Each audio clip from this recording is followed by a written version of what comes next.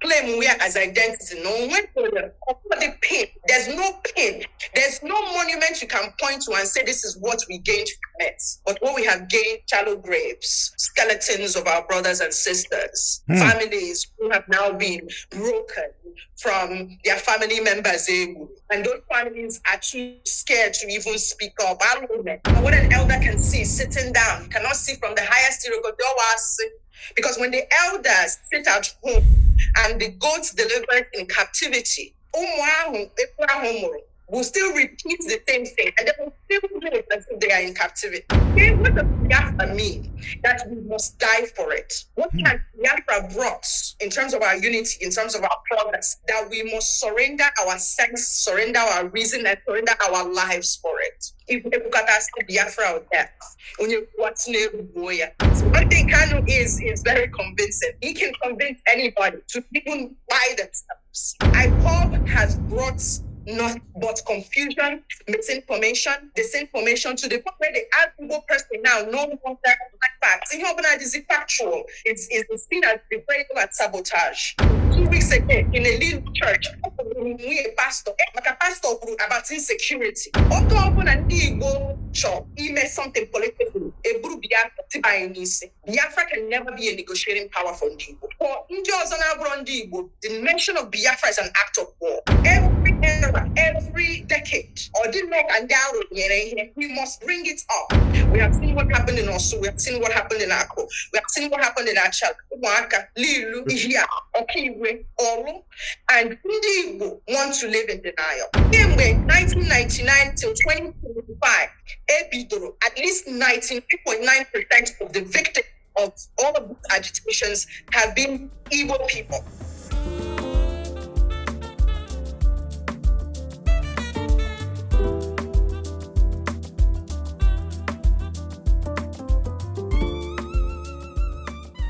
Gbam, gbam, gbam, gbam, bam, bam, bam, bam, bam, bam, bam, bam, bam. Because whenever we interview people in diaspora, I try to improve my accent. Today,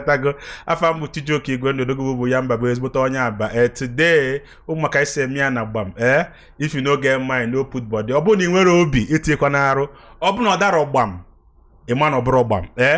Tata, I went all the way from the United States of America, USA.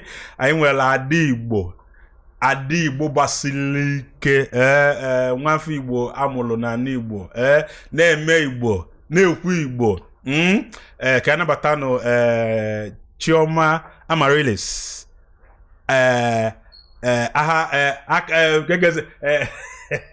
Ahaghotu. Chomi, you're welcome. Thank you. I must commend what you're doing online. You're very vocal. You're very audacious. You know, you actually treading the path that people are saying, nah, sepota. And then you've been a voice for a very long time. On the Namaro, Ibu OG in the game. Obrota ataka emo isibe nyabite. No, now be adeziako kita aka abiazena anochalo due to the area you chose to focus on. No, na Gbam Chomi. Kowala Ebu Chioma Amaryllis. Go ahead. Thank you. Agumasi Igbo can get a mixed English. We want to communicate. That's the aim here. Communication. Right. So if it's English, we're good. If it's Igbo, we're good. Perfect. My name is Chioma Amaryllis Ahaghotu. Awum onye mbise n'Umuahia. Nemu si Umuahia. Namu si mbise. Mana etrum na Maryland in the US. Ihe Igbo na amasikwanum. Onenem make sure na isu Igbo na ide Igbo. We hinge borrowing it. Yes. As far as what I do for work, I am a consultant and business strategist. So I help organizations design processes and design solutions, against any problems that they are trying to solve.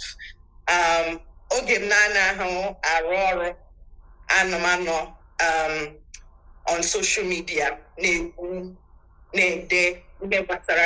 Nigeria, particularly Igbo politics, Igbo issues, Igbo matters. Igbo, na masim. Yes. Igbo, family mo, AdaIgbo. This, I make a joke that we should have opened a Walmart by how big we are. It would be. Yes. And Igbo, Namasimo. So this invite to appear on your show, I felt honored and I felt privileged, and that is why I'm here. Kai Kalia. Yes, sir. Kai Kalia.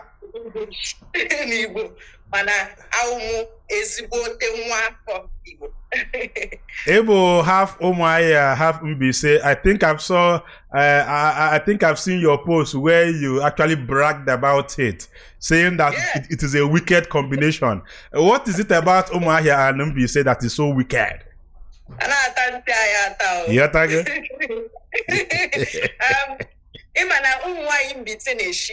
Yes. I never say stereotypes about Ndi, and my job I brought to defend any of those. To refute. But one thing I do know is that Ndi, especially Mbise women, now Bambo, I first. Then my mom wore new my hair, and my grandmother Major, Letitia Chonye, who was my role model, she was the biggest OG.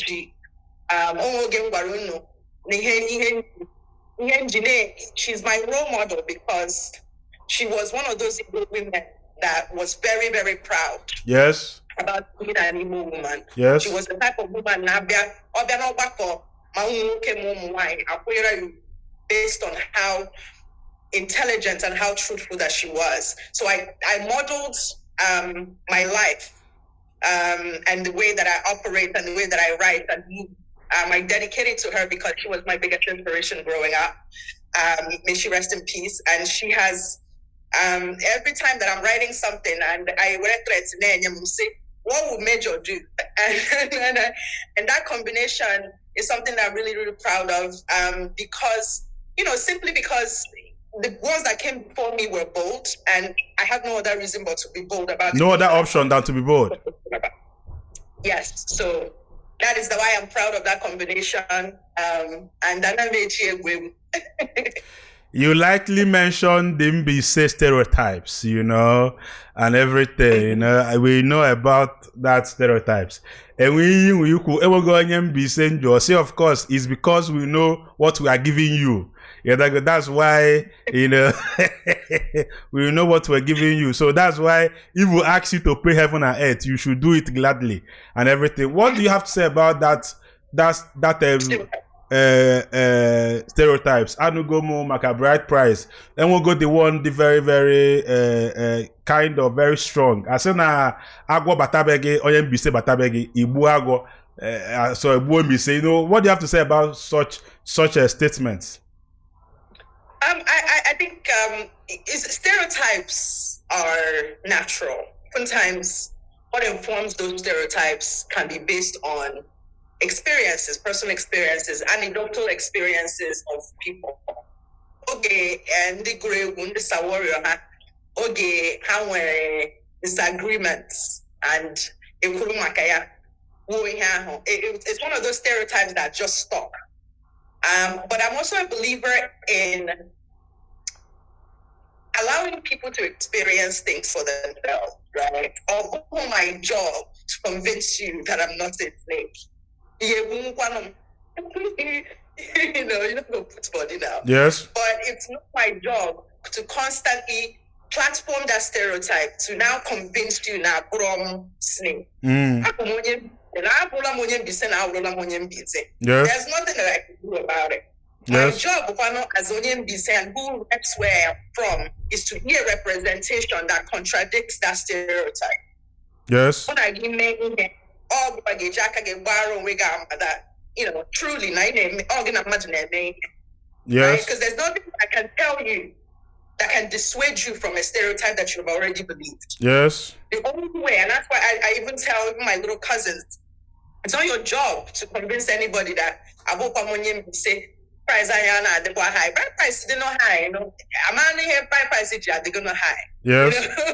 Yes. And most of those bride price issues are usually family issues, right? So yes. Bride price should be high in a family equals Yes. if you see that there are things that have been corrupted in terms of those are traditions that we cannot run away from. They are part of also so can just say those prices now the different. But I woman work on the bride price because always certain families that apply greed to it. Right? Families in the how to house after her. Or you because can say men are they're different. Don't want their family and they are not greedy and they're not hungry and they are not then applying and trying to extort from their in-laws. So in those families, it may as a family thing. Yes. See every Mbite person. Because I see men our own family. So I cannot speak to how does us name and their family. But on a lighter note, the bride price is high. How high is it, to be honest? How we go now? And that's why your woman and your mothers and all of those people are there, and your family is there. Ordinary higher, a way to Nataka. The symbolism of it is really what matters, right? Yes. So that's what we continue to uphold as Ndi Igbo. Dalo, I agree with you. Makana Davido, Obiale Chioma say, how much is your bride price? $1 million. I go pay him. And then when Ndi Igbo ne kwete na onye akane esiro ike, you don't have any business going to marry. Iwatago, mgba ha na akoji, at least abia na your obaji, afu ihe imenwu. Obo na na agbanta, abia kwa na afu ihe imenwu. So Ndi Igbo believe na aka ajaja na so if you are a lazy man, what will you feed my daughter with? Iwatago. So I agree with you. Ito na Maryland in USA. Yeah. How was the experience for some of us now across River Niger? Where we share experiences and everything. That is why that's the beauty of Gbam. Look at me now, talking to Amaryllis in Maryland. So you see how beautiful this program is. So talk to us. How was it growing up in Maryland, USA? Well, I moved. So my family started migrating before the war. So my dad, my uncles first came here before the war, and then during the war, and then my dad came right after the war in '71. So my family has had roots in the DMV, DC, Maryland. My dad, Nigeria, knew my mom. So. And my mom wasn't really interested in us not spending the first 10 years of our life in Nigeria. So I went one day, I spent the first 13 years of my life in Nigeria. And then the agreement was that between 10 and 13, we'll come and live out the rest of our life and then schooling and stuff here. So I moved in JS2 and I moved here. So I went to finished up middle school and high school, basically like the secondary school in Nigeria.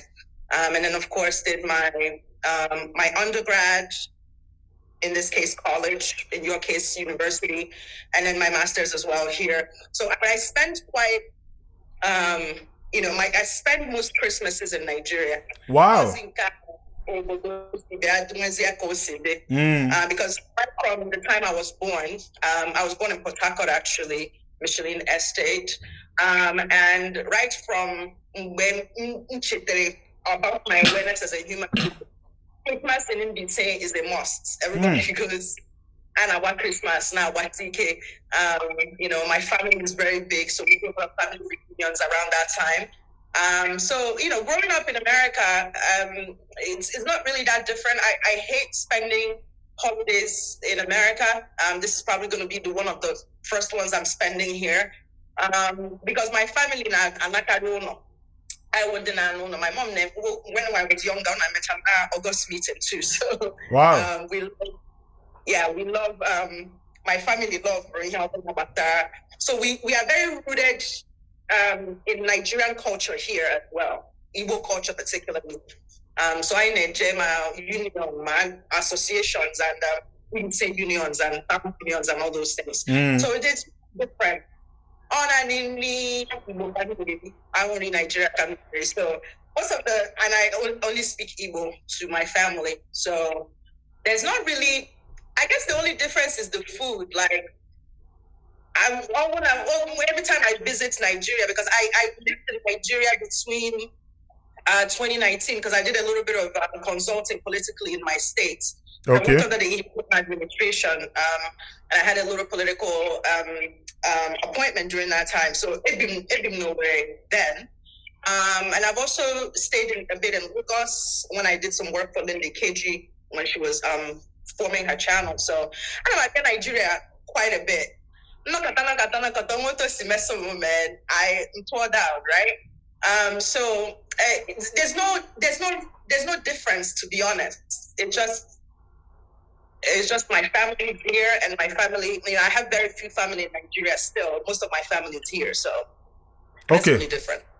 Okay, Abia go no na Ndi Yoruba kanko na USA, that after Yoruba, that the next people is Ndi Mbise.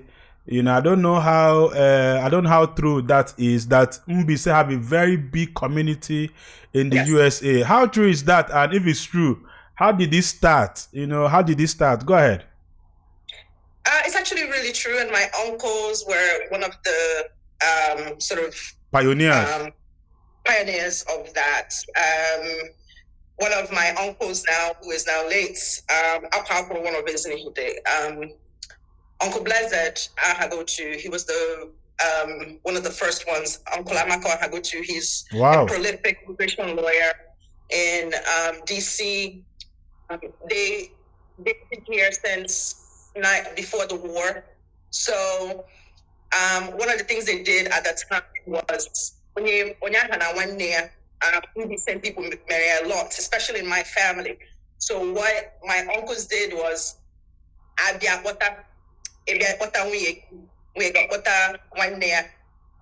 your cousin. So what they were doing first was bringing the ones who came to be doctors, you know, lawyers. Powerful. Right? So I have a lot of that, and then they started layering the second base. So So my aunt came first, and then started nursing, and then brought my dad in 1971. Then my dad brought my grandmother. Then like that. So Mbise is really, really big, and there's some things I am on air, but almost has the mayor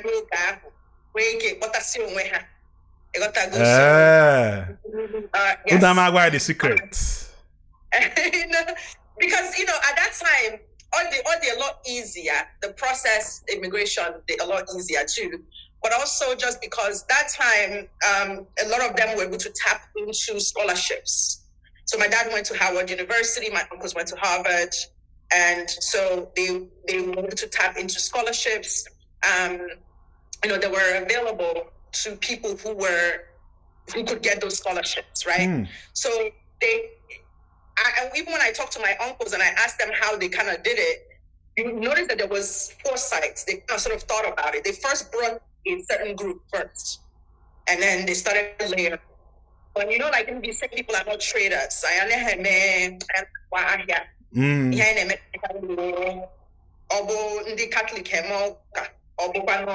People like my family members, they go into sort of like the professions of like law and medicine and nursing and all of those things. Yeah. So, and I think for my four, you know, uncles who paved the way, they kind of sort of set that stamp, because for them to be able to do that, it gave us the encouragement to know that all my cousins,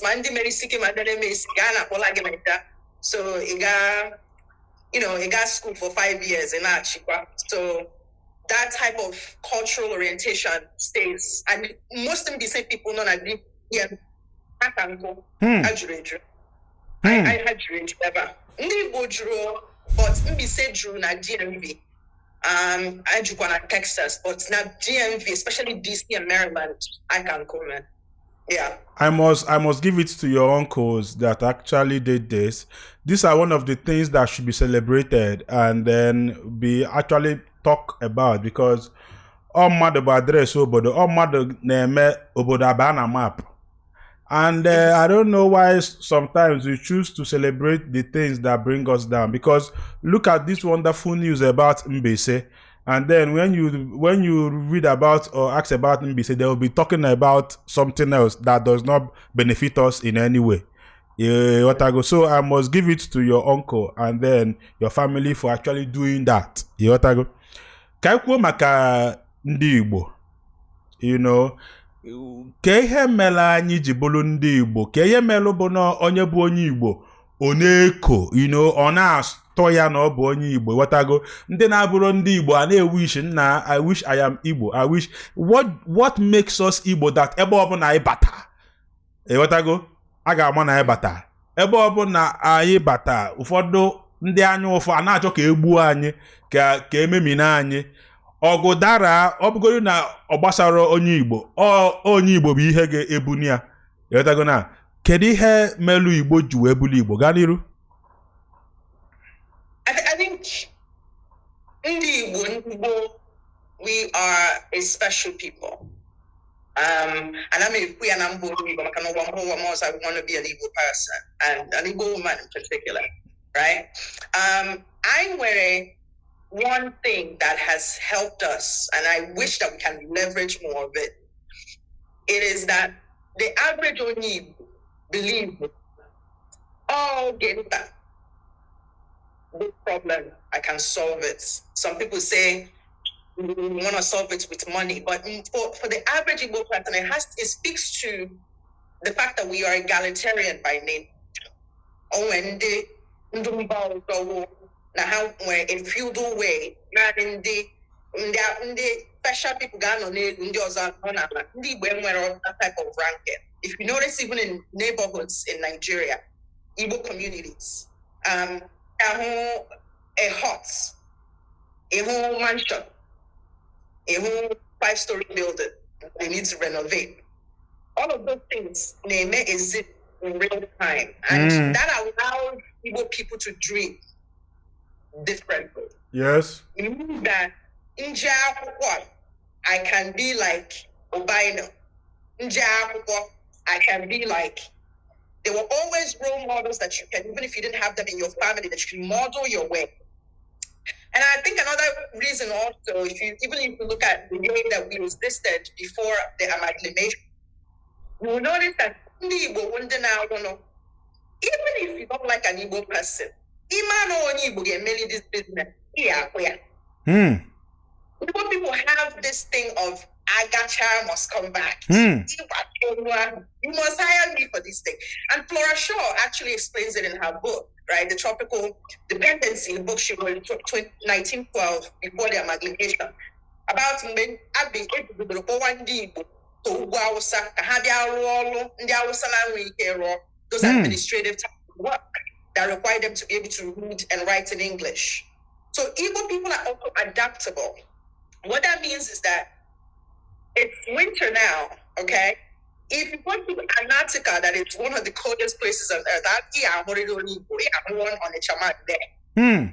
other than make business. One person from Imo State that is telling you he's doing 10 degrees, and he's going to get his PhD in some course that you've never heard before. Yes. Power to be able to migrate. If you look at how we migrate to other regions in Nigeria, right? That is actually a superpower. It means that an Igbo person can forego the discomfort of whether it's tribalism, whether it's a feeling of satisfaction, to be able to go to another community. Yes. You also see develop or make business. Yeah, you even see it in America as well. Yes. Any community you go to in America that is non-black, you must see an Igbo family in that neighborhood. My family is one of those people, right? Yes. And when you're black, but only Igbo. Also, got to get in out of the nigga this, nigga that. He won't go, what's up to the Igbo chat? Even if that's cool. Now, we're knowing you're black or something. Your dad will say, I'm buying this house in this neighborhood because I want you to go to that school. Wow. That is something that is distinctively Igbo. And you see it and whenever you see a family that has tapped into this, you see it in the way they raise their children. That pride. And then, if you think I love Igbo, you see my cousins who didn't even spend as much time as I do in Nigeria, how Igbo they feel. Chioma is very common. My cousins have those names that I told Igbo man gave good name, right? That pride comes from seeing your parents come and thrive. When they go to Nigeria, they're able to replicate it. When they go to even hostile societies, they're able to replicate it. Yes. And see that pride, and when you hone that pride, you are able to apply those things that before you do. My biggest surprise that people are able to excel even in situations they're not supposed to excel. I mean, look at what we did after the war. It's damn near a miracle. Yes. That we are today. So. Thank you. You mentioned war, so I think that would be a cue. Because I would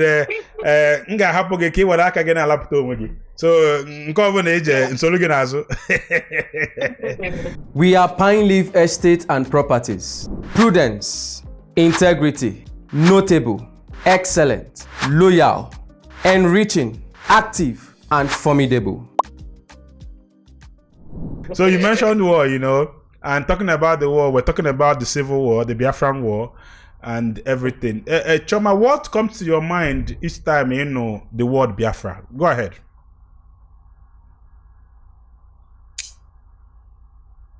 The feelings have changed over time. Before, it used to be reverence for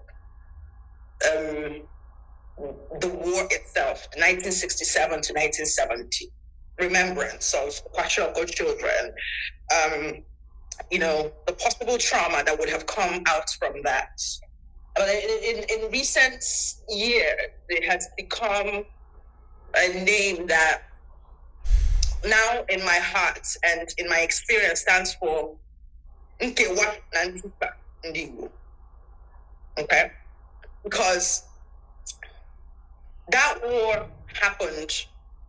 Some of our parents lived through the war. Some of our grandparents lived through the war. So we bear those stories and we hold them dear. Yes. I think it's not Ozama me and Ozema. Ndi Igbo states na so doemena.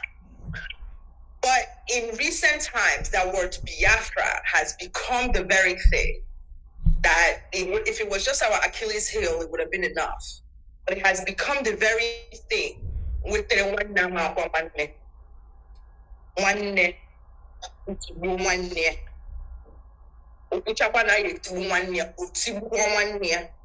because of this word Biafra. So I think it has become so divisive and it has become such a word that it's just mentioning it fragments the conversation. It changes.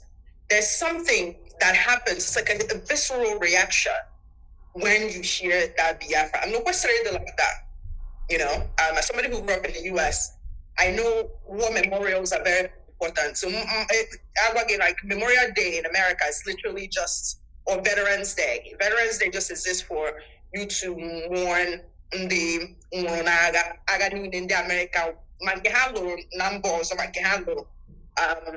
The same thing with Memorial Days, and that's what Biafra represented. for a very long time. For people like my mother who lived it, Biafra leaves a bitter taste in her mouth.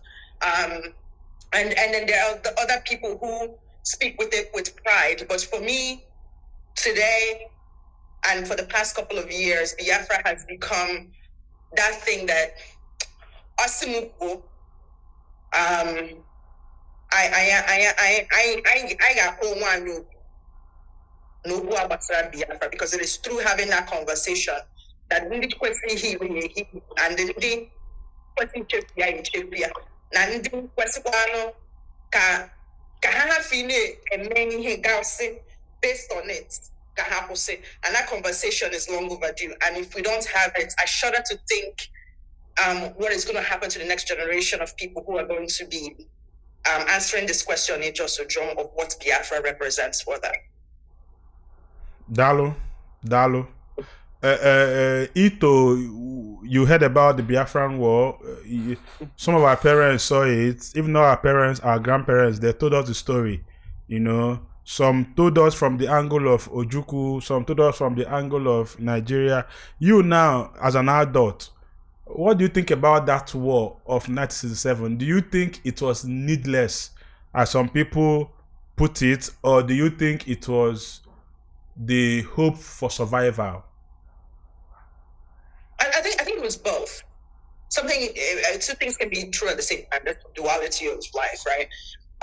It was unnecessary, but it also felt like hope for people. It took time for Ndi Igbo to realize that Uzadria, but and we cannot fault them for believing in that hope.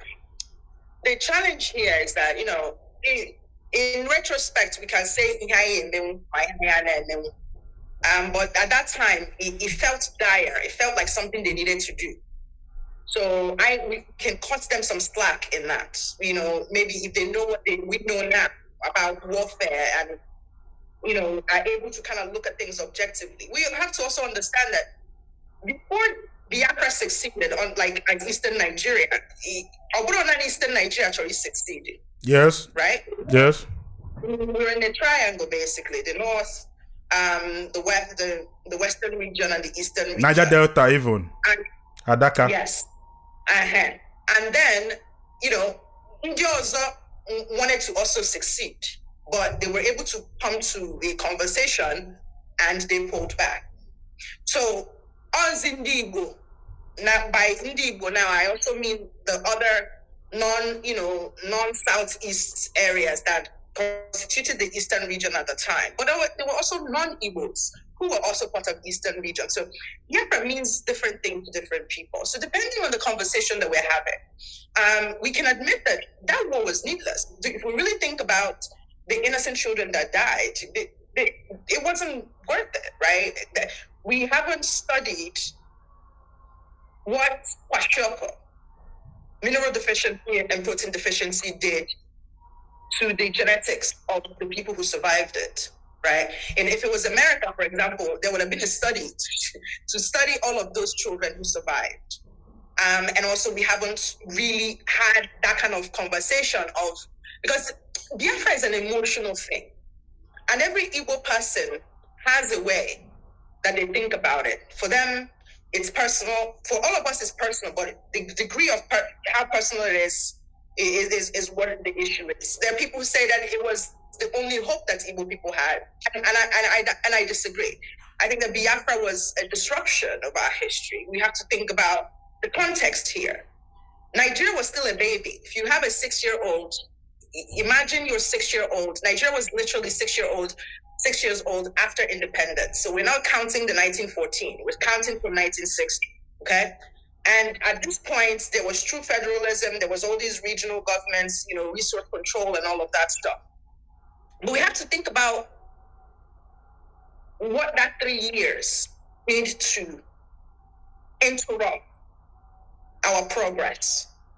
And we can look at it from the Nigerian side of how Nigeria played it, but Nigeria was fighting a war, and that war was to keep Nigeria together, and it was going to fight against any secessionists. And it was only the eastern region that took that bait of fighting for the war. Now, for the people who feel like it was the last hope. I think they also I think the focus is of the potential. When you think about if Biafra had worked, right, what the potential would have been, right? And it's a fair guess of what would have happened. Yes. But we also know that no region at that point has had any experience sustaining anything for a long time. So, and remember that the Biafra of 1967 included people who were non-Igbo. So a lot of the divisive feelings that people feel today in Nigeria, they're telling that those other tribes within Eastern Nigeria who would have felt forced into it would have felt that it was a hopeful or if it was a good thing for them, right? So now, only thing we can do is look at what the facts say, look at what the books say, look at what the historians say, and then look at if something like that repeated itself today, would we be better off or would we be worse off? And to be honest with you, I don't think that we would have been better off. I think that the Igbo ingenuity thrives on diversity. The reason why Ijenambi Choi Mepe Shop is that because only Igbo, Ndi Igbo na say Ahaghotu. And when people think about that adage, I don't think they think about what that really means. In my view, I think that what that means speaks to this egalitarian nature of Ndi Igbo about. And the mall is too far from where I am. I'm going to climb the highest iroko tree. And I'm going to that mall.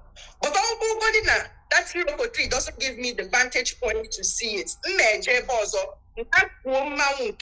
And go and mold my own mall where it's going to be close to me. And that's how we do in business. My opportunities are there at the Lagos. You make it. I know Rofwebe Kilimon. And if that mom refuses to move so that he get clear, and now you have proximity to it and you're able to control it and you're able to view it at your leisure. So if we look at it from that perspective, Ndi will thrive on the diversity that exists. That's why yes. There's no, if you look at the population of other tribes in our region, the Southeast is one of the most homogeneous in all of the regions. And where any other tribe in the Southeast. And the tribe was on Abia, and then was on Abia, they are not sending the best of their best or their richest people because anyone, yes. You can make your business there and still thrive. So for me, I think that if we had succeeded in 1967, of course, we'll be different people now. But there's really, because when we look at the history of secession in Africa, including Eritrea, including South Sudan, those two countries have not really fared well after succeeding. So we can postulate and we can guess what could have happened. But I know that diversity of Nigeria is one of the advantages that Igbo people have tapped into. And I wish that we could tap into it more because honestly, man, the Igbo man is unstoppable when he realizes potential. Dalu. Abia keta ana-enwe loggerheads about onye bụ onye Igbo na ebo Biafra. As an Igbo person, ị ga-asị na ịbụ a Biafran? Oh, no. Abụ m onye Igbo, onye Igbo. If you look at our origin,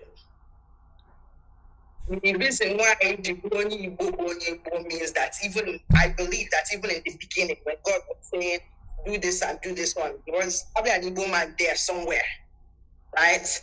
Mm-hmm. You as an original person, before the word Biafra even existed in any sort of language, Igbo existed, right? Yes. Before the Portuguese,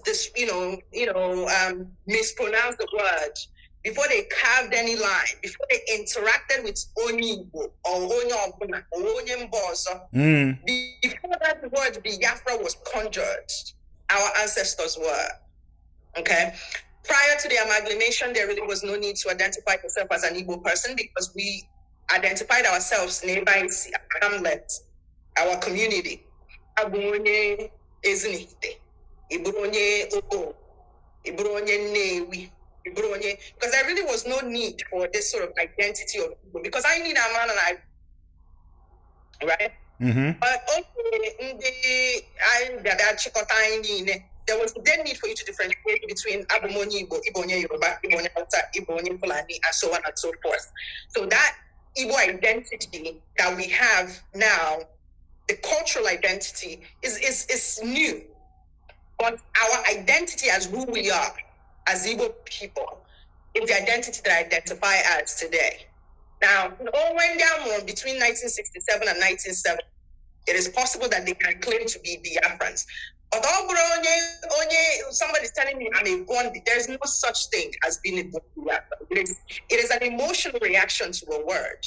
But I Ndi Igbo. And when we started forgetting that we were Igbo people, I started arguing semantics. I started arguing about who, if somebody has, I've heard somebody say, Igbo is the language, Biafra is the people. And I shudder to think what I don't think you understand how scared I am for the next generation if this misinformation and disinformation continue. Because I was alive enough as a kid to see my grandmother talk about her grandmother. Wow. So what I didn't do today, she would have been in her late 90s. Wow. So imagine somebody who tells you about and then we'll get Biafra about that thing. Then Obrandi ne sordina we be ni dibia ga baraga ni dibia my honey when I baraga we Biafra. So if you think about it from a spiritual standpoint, Biafra is not an identity. And if you think further down or further out based on this ordinary, anything again within Sisa, Nipa for Bara, you walk through, and 1 year, never be something that becomes a glue. I say, come on and need job and anything that is divisive and anything that is designed to fragment, because okay, since they be the poor Biafra, and he is so Biafra war. Then in modern times, when we are not in war, Ineka, okay, Biafra as our identifier. Every person needs to sit down and have that conversation and say, Biafra with the line. Okay, no, I need a mind.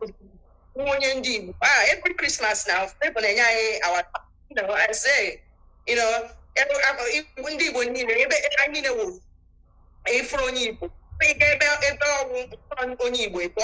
it literally means that Igbo, I will Ndi Igbo, and I got Ndi Igbo until the end of time. So I have more Igbo, I have spoken more for Igbo, I brought me Biafra. Dalorin, Ndi Igbo anyị emitiro the Biafra of Ojukwu, but amam na anyị meet the Biafra of Wazurike, the Biafra of Nnamdi Kanu, and then that of Simon Ekpa. Inwike as a critical thinker Igbo, and then as a very good analyst, Inwike igwa anyị Inwike ega idea through the Biafra of Wazurike, Mazob, Nnamdi Kanu, IPOB, and Simon Ekpa, I think BL, something like that. Do you yes, Inwike what is your standpoint on these people and how they went about it? Go ahead. Sure. I think that one of the challenges was that because of the trauma of the war, our foreparents and our foreruncles and the people who experienced the war, they didn't tell us the story in full detail. One of the challenges that most African societies have always had is because we didn't document our stories, other people had to tell it for us. And because we got to a point where we no longer were the people who read, then we were able to focus on the emotion of Biafra, and that is what somebody like Wazirike first tapped into in 1999 when he started his own version of Masop. Parallel to that time, it is important to note that this was the time that we were talking about the New Republic, right? When the democracy of Nigeria kind of started. So at this time, you can say Nigeria has gone into another phase of origin. And Oga in 1999 is when Obasanjo came in. It's important that we have this parallel conversation because Oga Ndi Igbo had been going through this hard journey of integrating back after the war, right from 1970. Yes. And Chota is jail back into because all the time if you have a divorce, like your wife or your husband comes back, there's an integration time. So as we were integrating, 1999 comes, we have this new democracy, and we are seeing appointments now, left and right on Ndi Igbo. It was emotions. We must restore. And Obwete Masop. And at the time, that's Ndi Igbo and an opportunity to say, okay, integration that we are trying to do on our walk or on our walk, we have not had time to sit and have that conversation amongst ourselves. Wazirike Bido Masop. Between 1999 and 2006, there is not one good thing that any Igbo person is doing that time. Okay? Because I needed that time. So yes. We didn't move in real time. I was already in America, right? So, but I would read newspapers. And one of the challenges there, not newspapers, but like when you hear your uncles talk about what is going on in Nigeria, one of the things that made Masop not be as destructive was because the internet wasn't what it is today then. So we were able to look at those as Ndi Wero when Ndi Chori, you know, for freedom. But that time, nobody was saying they were Masop or they were Biafra. People could make the distinction they were Igbo because Igbo people can look politically and see representations of them in the government. Meanwhile, one night, people say one night, we're crying in Nigeria. In this thing where you are seeing representations of you in the government and seeing a way in and a way out. But you're doing succession at the one end. So at the time you're talking about succeeding, one man was not one man. You're on a and you're not a have fake passport. I Jimmy Biafra. Walk on the Nigeria. Kendi on a Qatarego for plate numbers and all of those things in Ndi Igbo. And my child and the again, our elders, especially those people who come now and try to advise us, again, did not document this, did not do a full autopsy of this era. To be able to go and say, yes. Fast forward to Radio Biafra. When Radio Biafra started, it tried to tap into a lot of the people in the diaspora. Because there's a difference between Ijubun before the difference. And now that I'm talking to you, I realize what a lot of the difference sums to. There's a nostalgia that Igbo people in Nigeria have that is different from the nostalgia that Ndi Igbo have, especially even when we were seeing diaspora. Yes. I don't know we've seen now. I'm talking about people who are in the diaspora, so the US and the UK and all of that. Yes. That nostalgia is frozen in time. So if you, how you know that is, how they based on how frozen they are in the nostalgia. So Ndi Igbo, ma oge, ma sobume, they were counting that as Biafra succession. It happened a good be since I happened from Nigeria or Nigeria them. Ndi Igbo, most of the language around that time was Ndi Igbo need to be free. It was Masop the group, and they are fighting for whatever they are fighting for. We could make the differentiation between. But the difference between the people in diaspora is that Igbo, what opening she package and they will buy into it, and that was what Radio Biafra tapped into. That nostalgia. Yes. That's that they were basically just reading the news about what's happening in the Southeast. Talking about projects and talking about, building memorial for Ndi Igbo. Those are the things that Ndi Igbo and diaspora already relate to, because I give pay a borehole or something. Well, I go and clinic. So getting money from Ndi diaspora to do a project that will help Ndi Igbo more, symbolizing Ndi Igbo, was very easy. And Radio Biafra tapped into that part of the nostalgia. The nostalgia was not informed by Masop. The nostalgia that now platformed, because the internet by 2012 was completely different. I mean, I've been on Facebook since 2004, so you can understand how far. Yes. Right? So if by 2012, Ndi Igbo, Nigeria, even if they were not dedicating the word on Facebook, they could log on to Google. They can log on and click on a link. But they focus more on Ndi diaspora that have this nostalgia about Oge Igbo Adima. Oge Umaka ni amu driver nana shigwe. Oge ga wono haka lalu Nigeria. Istora haka na compound he wike laro there. Without. By tapping into that nostalgia, it made a lot of us forgetful about what the reality of Biafra was going to be. Meaning that for a region that has already succeeded, Nigeria,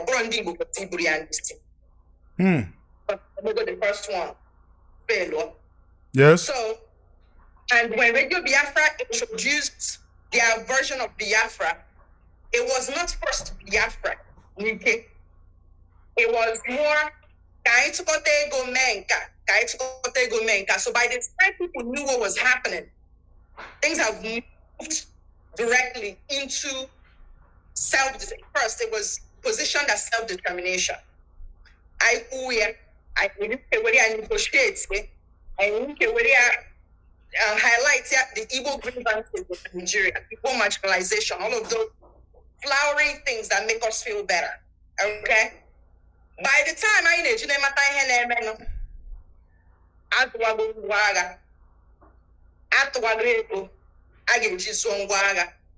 Radio Biafra was no longer now a radio station. In an interview, it is now a movement, an organization, not as an LLC, but still an organization never grew.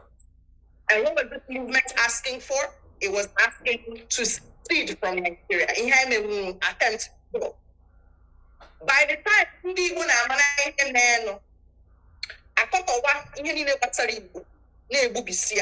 it was very, very strategic, because media is the easiest way to brainwash people. And when you can brainwash people, and most Igbo people are not going to hear what it means to be Igbo. When the Pentecostal churches in Nigeria, how with Ndi Igbo, but how with Ndi Igbo? Oh, then I want to EEDC as a Igbo person, or in Kalari was seen as such a fetish thing.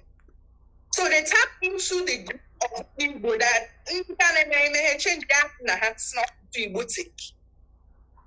And now we are going to succeed. And now this new country and everything that is we have against our tradition, Igbo. our tradition of being egalitarian or chichi onye ochia and one democracy more. That's why we have Umunna. Now this DC that we are in, if you know how many organizations in just one village, because our chichi onye ochia. Ndị ka mewe nke ha si na ọghọwa ọgụ nke unu ọchịchị onye now we must listen to one person. People don't take demagoguery. Igbo, wait, listen. So all of those things that made us Igbo, that would have bind us together for us to remember, started breaking it down after the other. Next was belief systems.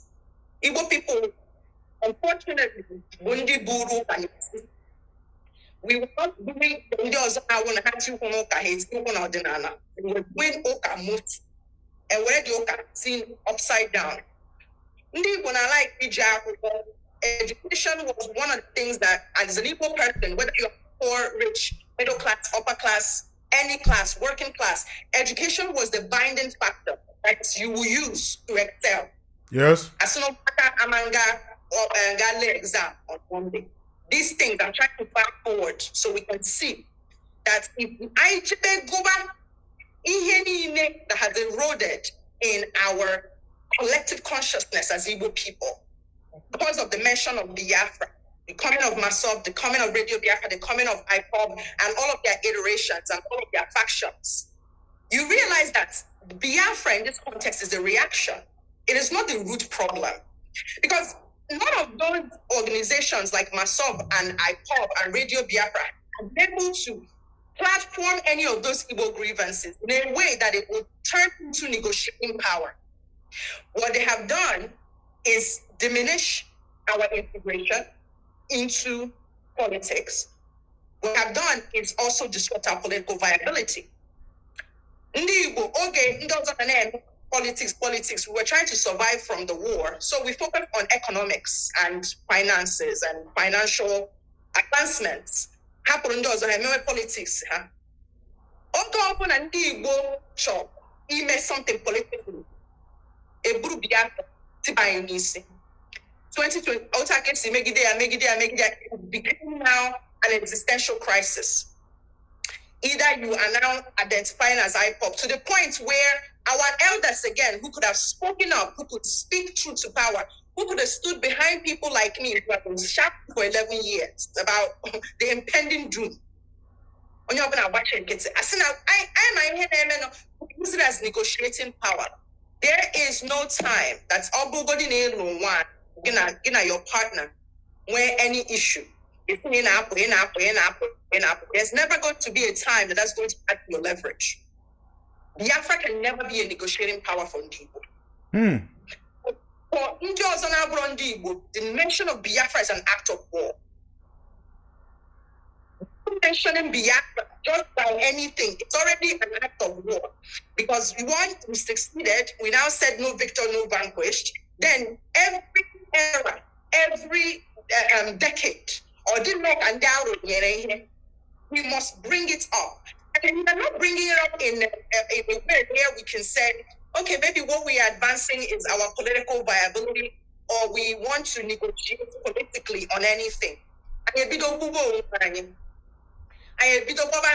Bending walk.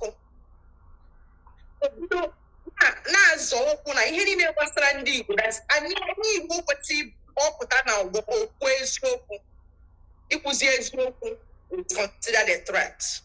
To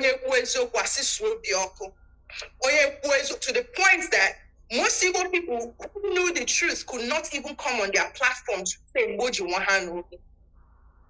we have seen what happened in Osu, we have seen what happened in Akko, we have seen what happened in Achala, Lilu, Ihia, Okiwe, Olu, and Ndi Igbo want to live in denial. And this is what happens when a people forget who they are.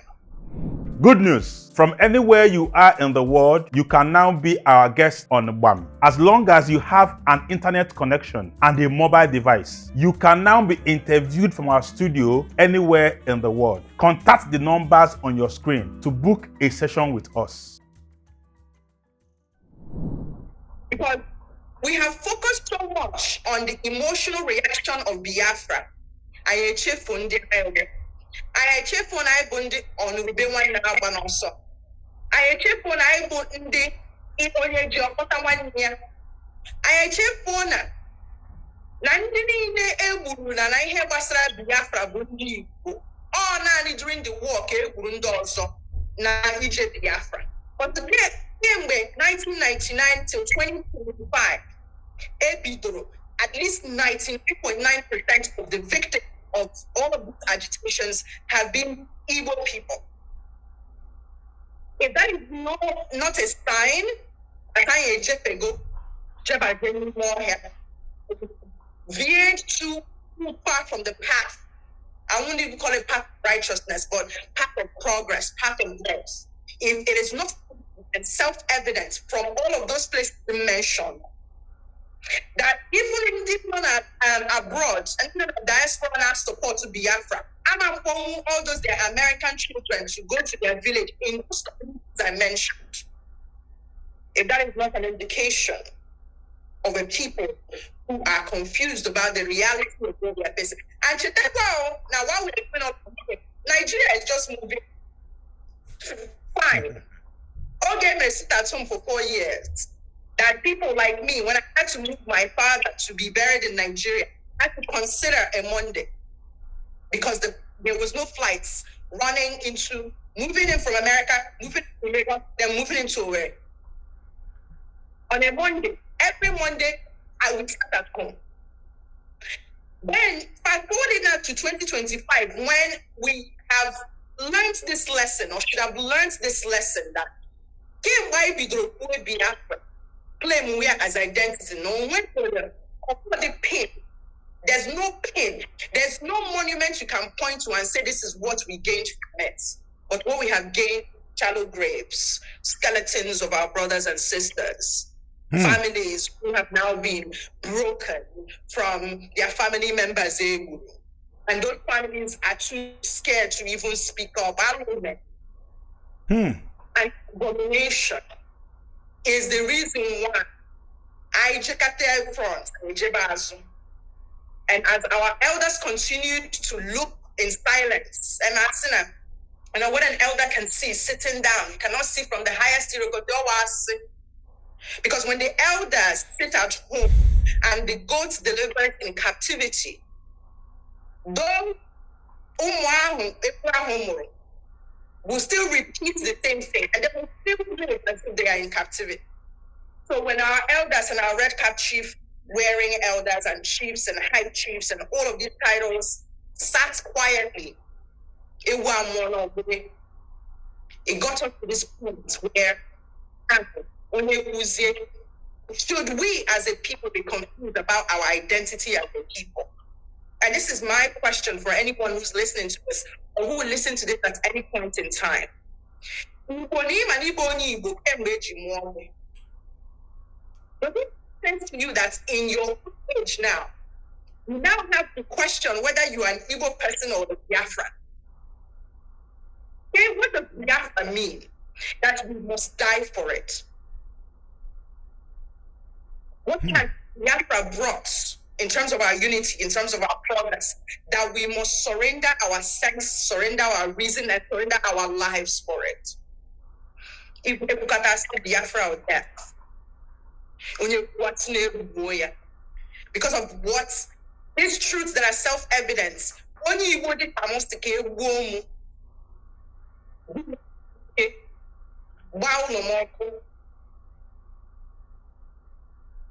it means that something has gone awry. Things have fallen apart, and I don't think the centers can hold if we continue to gloss over it and continue the way we have been going. Hello, thank you very much. Let's talk about the man, Nnamdi Kanu, MNK. Do you have any relationship with Nnamdi Kanu in a way? Have you met him? Do you have an encounter with him? Yeah. I knew him between 2013 and 2014. I had an early interaction with Radio Biafra because he saw the things I was writing on and Facebook, and we sparked a friendship from there that led into a relationship. And then at some point in 2014, I went to Nigeria to document the cenotaph that was being built in the honor of those who died in the war. And it was that visit that led to discovery and led to finding out a lot of the things that I later came and shared in that same year about the future of Radio Biafra, the plans that Kanu had, that they were not of good, and they were not going to be to the benefit of Igbo people. And I think I have been right. When you talk about from friendship to relationship, so that you wouldn't be quoted out of context, people are saying that you were his girlfriend or that you guys had something? Yes, I dated him. Okay. At least to actually put that. That time he wouldn't go by name. His name was Kenny then. You said? His name was Kenny then, not Nnamdi. Okay, Kenny. Kenny. Okay, Kenny, like Kenneth. Yeah, but Kenny. Kenny. Oh. Yeah. Okay, him as a person, what would you say you have against him, or maybe how he went about his operations? Where did he get it wrong? Was there a point in time that he was actually doing it well? Was there any point in time? And at what point ki just Simba nehap wagonegu? Go ahead. So like I said, by 2012 when the Radio Biafra started, I had no idea about the radio station. So around maybe I think it's probably like around maybe late 2012 or 2013. He had sent me a message on Inbox and asked if I had listened, if I knew about Radio Biafra. Again, Radio Biafra at that time wasn't really popular, so I didn't know about it. So they have news, like news programs, just like this, like 3 hours, 2 hours news programs. So I tuned in, and it was literally just talking about the issues going on, like news, like he would go through newspapers from the dailies, that Igbo people. So at that time it was Radio Biafra. He was just the director of this online radio station. So when you would tune in, you would see people like this. Chief Ndi Igbo, he would come. He was one of the broadcasters during Radio Biafra. He would come on the radio and tell us stories about the war. Tell us Makukifo. They did a lot of those things. Wow. And they also played old songs like Chimeze, Osadebe, and all of those. Oliver, one of my dad's favorite. So and it would just be a couple of hours a day. So at that time, there really was no sign of anything. In fact, by the time I started listening around that early 2013, when you go on the radio, you would just basically like log into a link and you would just listen to the broadcast. It was like the first podcast. It was like a podcast.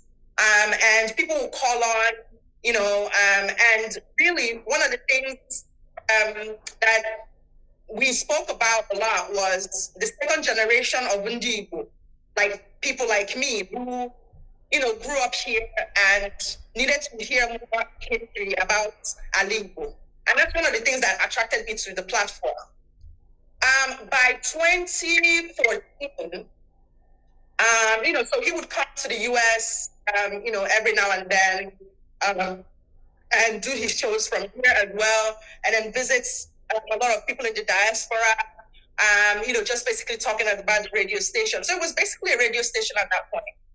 By 2013, there was a big fundraiser for building a cenotaph. And this cenotaph was going to be funded by people in the diaspora. And at that time, I already had a platform. Like I said, I'm one of the OGs of Facebook. You are, of course. Platform that I do now, actually, weirdly enough. Yeah. So my platforms, tell my cousins, tell my friends, tell my American friends, donate to this cause. We're going to build a memorial like the ones we have in America. The Biafra War happened, and we don't have a memorial to represent and remember those who died. So there was a huge fundraising.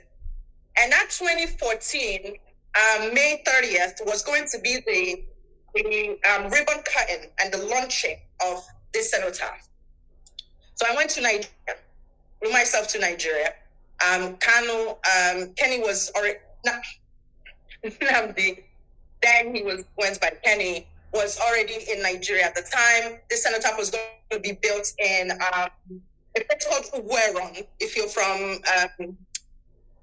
Enugu, there's a place called Uweron. It sits basically at the center, where if you stood up there, you could see the city, the skyline, and all of that. So it was going to be built here. And I told a lot of my followers that I was going to Nigeria, so they knew about the relationship. It was like, semi-public, so they knew that I was there. So I went to Nigeria to document this process with the cenotaph. At the time, Ndi Igbo abroad were, donating money, and 500,000, 250,000, 150,000. I know Ghana here 2013, 2014. So you know that the money was a little bit hefty then. So that's okay. That gold. I still have what 500. That's okay. And now but there are families that died. That ending case silver was 250 and then bronze was 150. So donated money. A lot of people who lost their people donated money. So when I got to Enugu, I think I got there maybe a week before the memorial was supposed to be opened. I went to the site and I see activity there, but I wasn't seeing any cenotaph. I wasn't seeing, for my own failure, I also didn't see any architectural design or any, what do they call it? Like, when the architects, they make a mold and stuff, or they kind of design, I didn't see any design. So was something that was just like one decade. They had pillars and a bird that looked like paper mache. And I remember asking that time, like, this thing looks very caricature. They said, it was just a mold standing for the ribbon cutting. But it will be finished, it will be finished for like 6 months. So we were going to launch it and, people were going to start documented the process.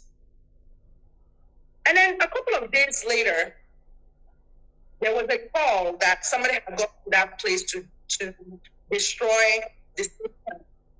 Now, mind you, I didn't see a cenotaph. What I saw was a pillars, one deck, and that's ugly bird on. And from the time, this was like first week of June, a couple of days after the launch, somebody comes and tells him that I gotta go destroy the place. They went there, did investigation. And that day, something switched, because that day is when I saw the lie. They went on the radio. He said that Wazirike and the Nigerian government had come and destroyed this thing. And that's not what had happened. In fact, at the point where he made that declaration, it hadn't become very, very clear, but it was clear that it wasn't those two people. It wasn't Wazirike. I'm not a big fan of Wazirike, but I can't say that it was him, right? But prior to that, it was said, Nigeria, he came with the Nigerian government to report. So I saw a thing that I hadn't seen prior to that. And I saw it because I had already seen the structure. Obura structure, I want to much have pillars. Those pillars, they have irons in them, like rocks in them. So Obura with a hammer to break. You would need to have heavy machinery to go and like I don't know how to explain, like akupe, like it goes there. He was on the radio and he said that. So I remember asking, how they knew that it was Wazirike, because I had overheard other things that it wasn't. So that's when I knew that something was off. And then I was like, if it was Nigerian government, the May 30th remembrance was in all the dailies. So why didn't why didn't they come with police on the day and Kusasiaya that day? Why did they have to wait a couple of days? I didn't get a satisfactory answer from Mr. Kanu. And it now triggered something, because now I had already gone and told people online that I was going to document this documentary on it about building of the cenotaph. I had already also told people to donate money from the diaspora to this cause. So, and I'm animal to our people name. Eventually, Yes. I can go. So when I started asking questions, I didn't get the answers.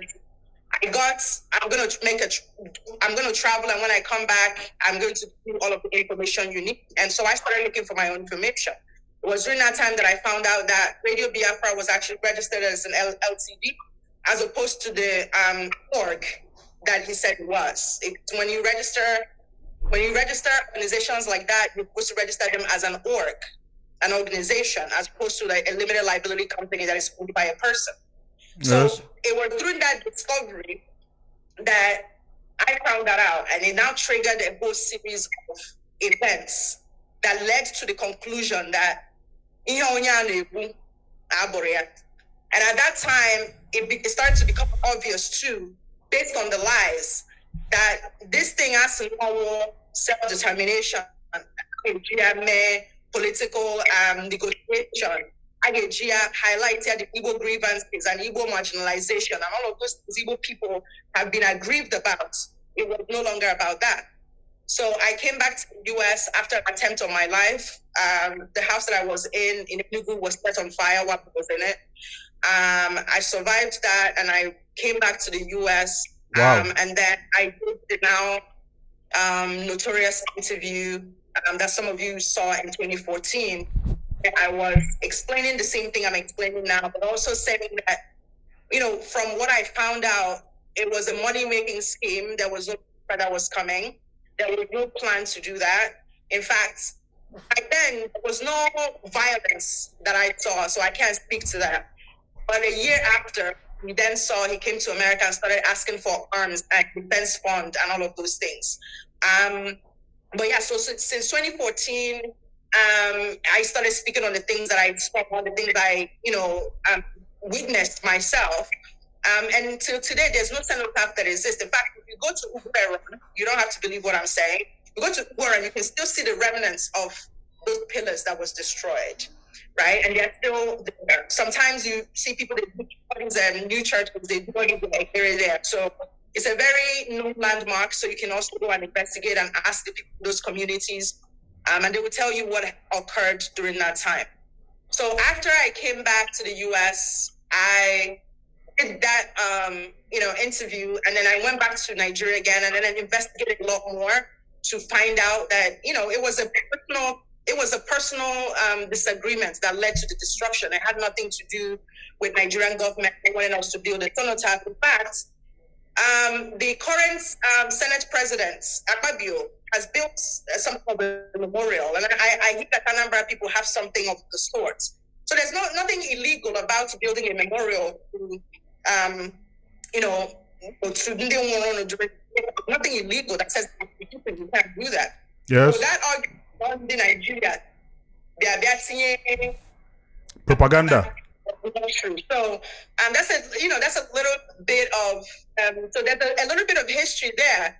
The problem with our people is that, say unlike in America, where people who have proximity to something usually are asked questions. Most of the time, a lot of that is discredited because people say, "Oh well, you must be talking about Ipob because you knew this person, you dated this person."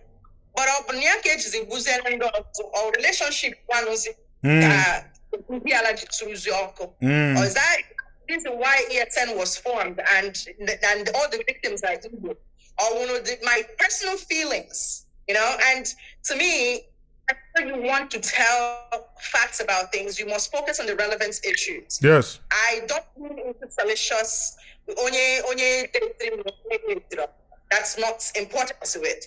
But the problem was that because I was a woman, and because I think also because of the type of woman that I was, it was harder for people to want to lock into the reality. And unfortunately, even a lot of the politicians, a lot of people of importance that have that know me personally, that have spoken to me personally, that interviewed me personally, to know what I knew, could have done something to alert our people.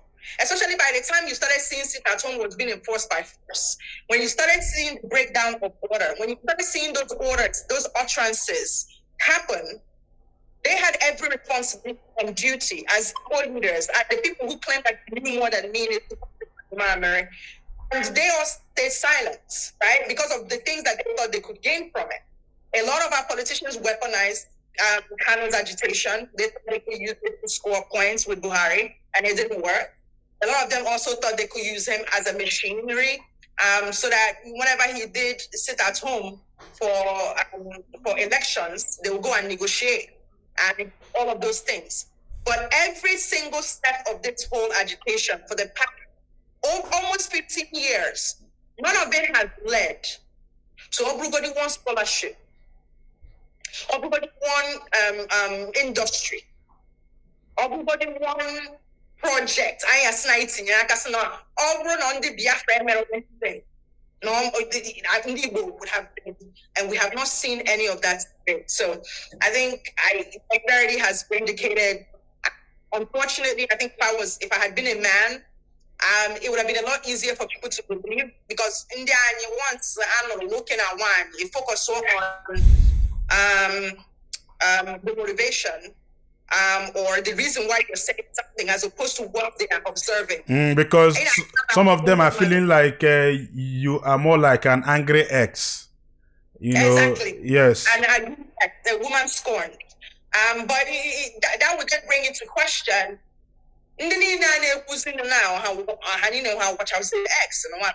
Are they with, you know, all the people who have spoken on Ipob and who speak, the victims dates, you know, the person the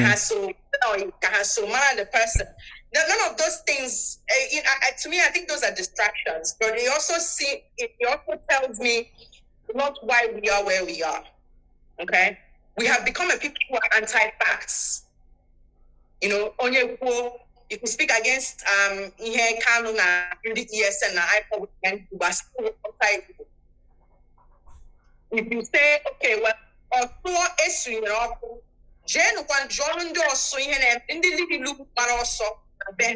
draw those people. I say, no, you must, if you're a poor person, you must support.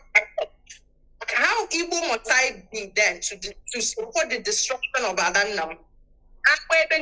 In State, where would I go when I want to go and visit my people there?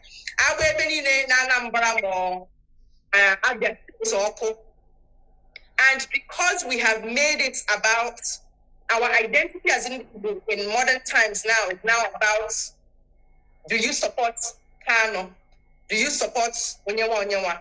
That's the way that Igbo people now identify themselves, and it's a sad reality, and it's unfortunate. And I really hope that we will have this one-day talk within ourselves. And if we continue on this path, presidency, we're not going to see anything. Because in 2023, when we knew that our brother was going to go and become a candidate, I remember no election, no referendum, no election. Okay, people got registered to vote. When they made boycotting of election. 2 days before election, after they went and settled with this same person, they called off that boycott. What did it lead us to? Nothing. Right? Yes, so, yes. Up now for your own goal. When you start digging a hole at your side, you have to stop digging, because the more you dig, you have dug the hole to the point we can't even come out of the hole anymore. And now we are now blaming everybody for marginalization. ESN is not speaking of people marginalization. I'm not speaking of remote marginalization, because those reasons for those marginalization is not what's going to get us to succeed from Nigeria. And every time that we call for succession, instead of negotiation, instead of having a conversation about the actual grievances, I know because we can't reach Nigeria, so we must reach Igbo.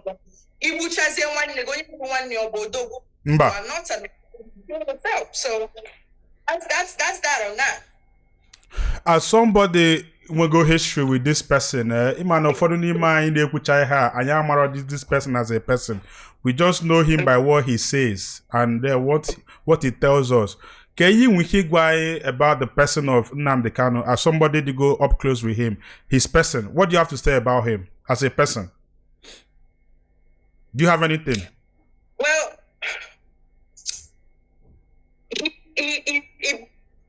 his current stance now makes sense. Then it didn't, because then he just looked like a strong personality. But seeing what has come out now, it was beyond a strong personality. It leans more into demagoguery. The supreme leader identity, he didn't have it then. He was just a director of an online radio station when I met him. But given those orders that all of us heard on the radio, of having the power to decide who lives and who dies, that leans itself to the supreme identity that he has created around himself. And there is something about absolute power, it absolutely corrupts. And there is a thing where you have, if you are predisposed to that kind of thinking, where you have to be in and do all the order in your game to the point where you think you have the authority to decide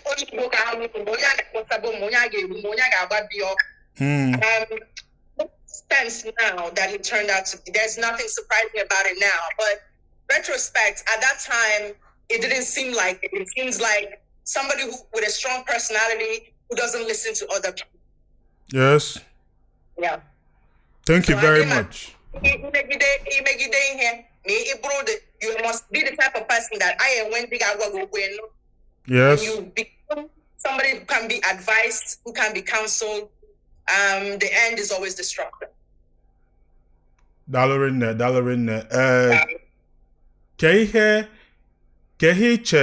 it go a lot of the things that have been done to AdaIgbo, IPOB, ESN. IPOB Megona Igbo, ESN, you've wrote some gory things and everything about Chioma Kanu and everything. Hamegase. And how do you know it's IPOB? I think I saw that your post. Some of people that are asking, how do you know it's IPOB? Address that. Hamego. What do you have against them? Go ahead. Oh, no, I don't have anything against them. I think I put a thing against AdaIgbo. It's not personal. If it were personal, then it would be personal. After all, they are not in Imo State, but they are in also an Imo State. And if I can't go to Imo State, the man has to go out because that's one of the first loves of my life. Yes. So if we look at Ndinase, how do you know it's Ipob? You sat at home for 4.5 years. Why didn't you leave your house every Monday? It is because you knew what was awaiting you. And it was going to be brutal force. It means that you saw those videos you saw when he said, we love dead bodies. And I'm quoting him verbatim now. We know that it's Ipob. We know because the leader of Ipob on the radio at several occasions, hours and hours and hours of audio of him. Most of them, we listen to them in real time. I started shouting then that these orders, people will follow it. So one thing Kanu is very convincing. He can convince anybody to even buy themselves. When we started warning that these things were no longer orders, they were utterances, and they were going to be the utterances that are going to lead to destruction. But I said, how do you know it's Ipob? Ipob was prescribed in 2017. Like, prescription means that every activity that comes from you is now illegal. So it means that by the time ESN was formed, it was already an illegal entity by being a creation of Ipob. So it means that anything after that, whether it's the intent, whether it's the motive that they claim that that's what informs them, no longer stood, because now you are a prescribed group. Now you are going to save Igbo people from, they said Fulani herdsmen. From the time that ESN first occupied Oslo, because Oslo was the first onslaught, to today. We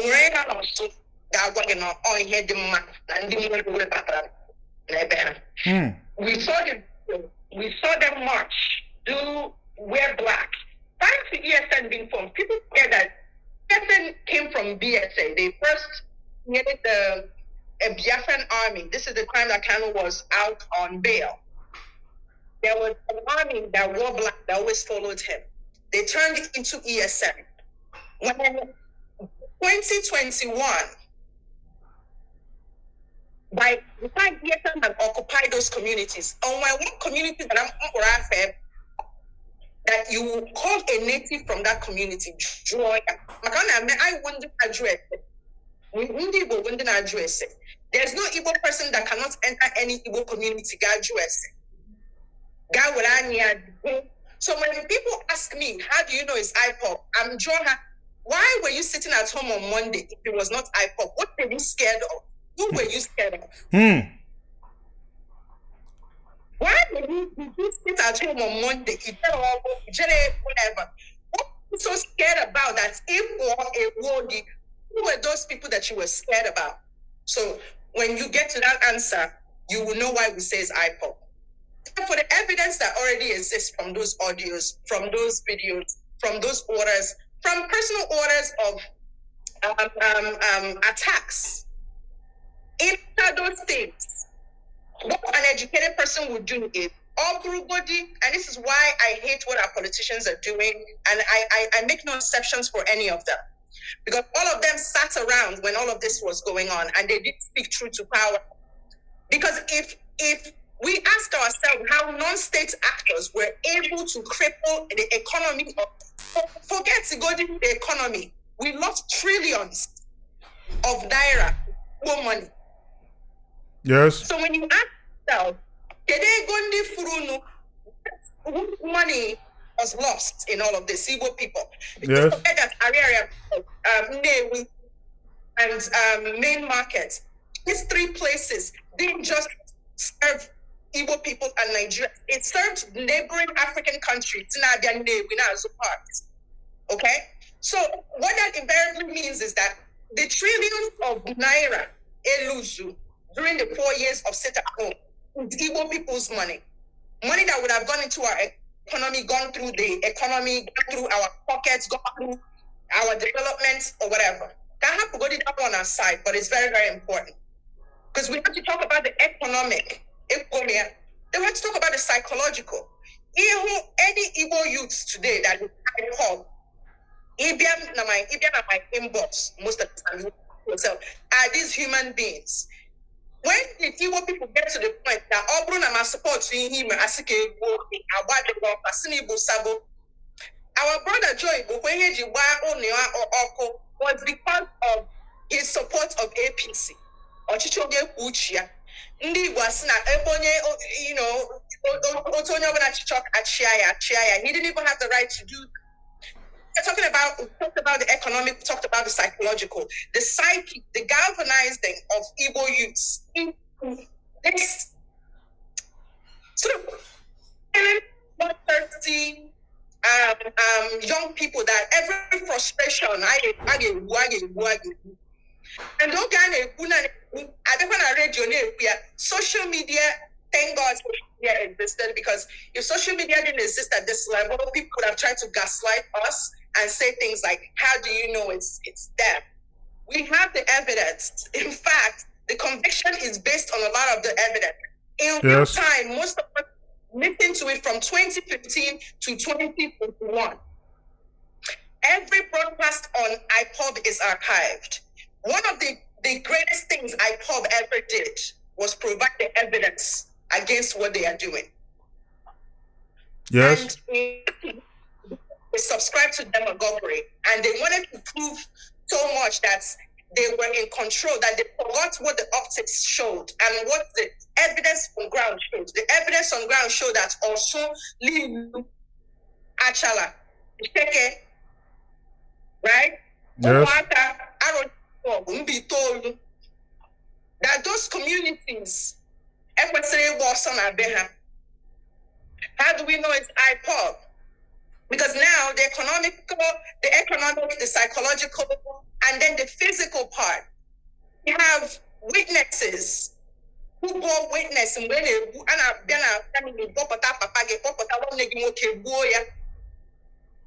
We have evidence how Bucha and them have become the type of people who glorify war. To the point that Bucha will make the video, Ghana, send their family, and how do we know that is Ipob? Ipob showed that it was them.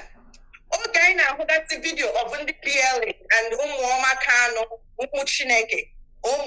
Kanu himself called them angels. This unknown gunmen, unknown gunmen. I call them unknown men because we have known them since 2021. The politicians knew who they were. They knew who sent them. They were dilly-daddling and pretending they didn't know.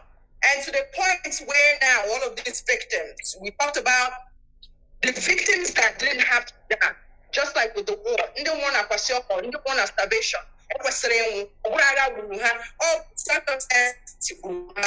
Right now, what is inspiring people is not Biafra.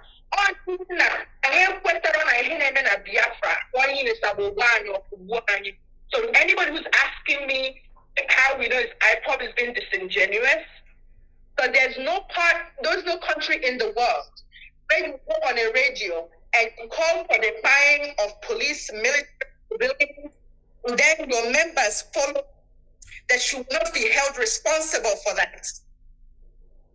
There is no place in the world where that is possible. So how do we know it's Ipob? Because the evidence says Ipob. The sit-at-home says Ipob. The enforcement says Ipob. It crippled local businesses. People one day edging to mind, small business to mind. Somebody now, how do we know? If they're on a Monday,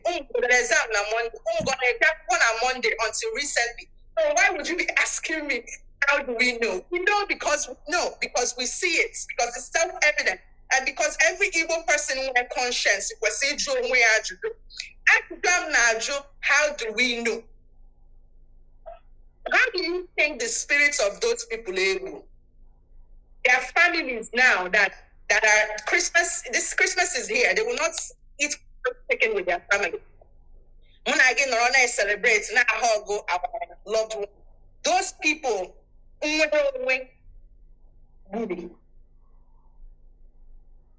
know, some people are saying, why don't you talk about the origin? What caused it? Everybody Python dance, everybody in Nigeria, they are not there, anything. Or innocent Igbo people, because these people are Biafra. They are Igbo people of the southeast of Nigeria. That southeast is Nigerian territory. There's nothing like Biafra that exists on any map. It means that Igbo, Ndi Igbo, then the land is now angry. Then if they were under the law, you had no authority as a non-state actor to command that that part doesn't eat at the conscience of people, that people go to sleep at night. And that doesn't make them wake up and have a visceral reaction to the fact that somebody is singing, and one Memorial Day that happens in the world that is forced. We have Memorial Days in America. Be on the roof there. The only offices that closed are government offices. That's it. Every other business is open. People are going about their business. It's as a public holiday in Europe, but the time it makes you. So if you are saying that all of these reasons, also the Igbo marginalization, or Igbo marginalization and Igbo persecution, just 2 weeks ago in a little church, we a pastor, pastor about insecurity. And I said, some people should be replicating. That is so different that you want to be extricating yourself from Nigeria. Why should I look at what bandits and terrorists are doing there? And you then acknowledge that you're a terrorist, that I should then accept you? Ndi Igbo, I'm making this because of but if we destroy AdaIgbo, the same Nigeria you say hates you, is going to sit by and watch. Anyone who cannot go back to the village without direction and GPS. You that is America funding the destruction of work. But here, put that your new truck, Ghana village, I Surya, so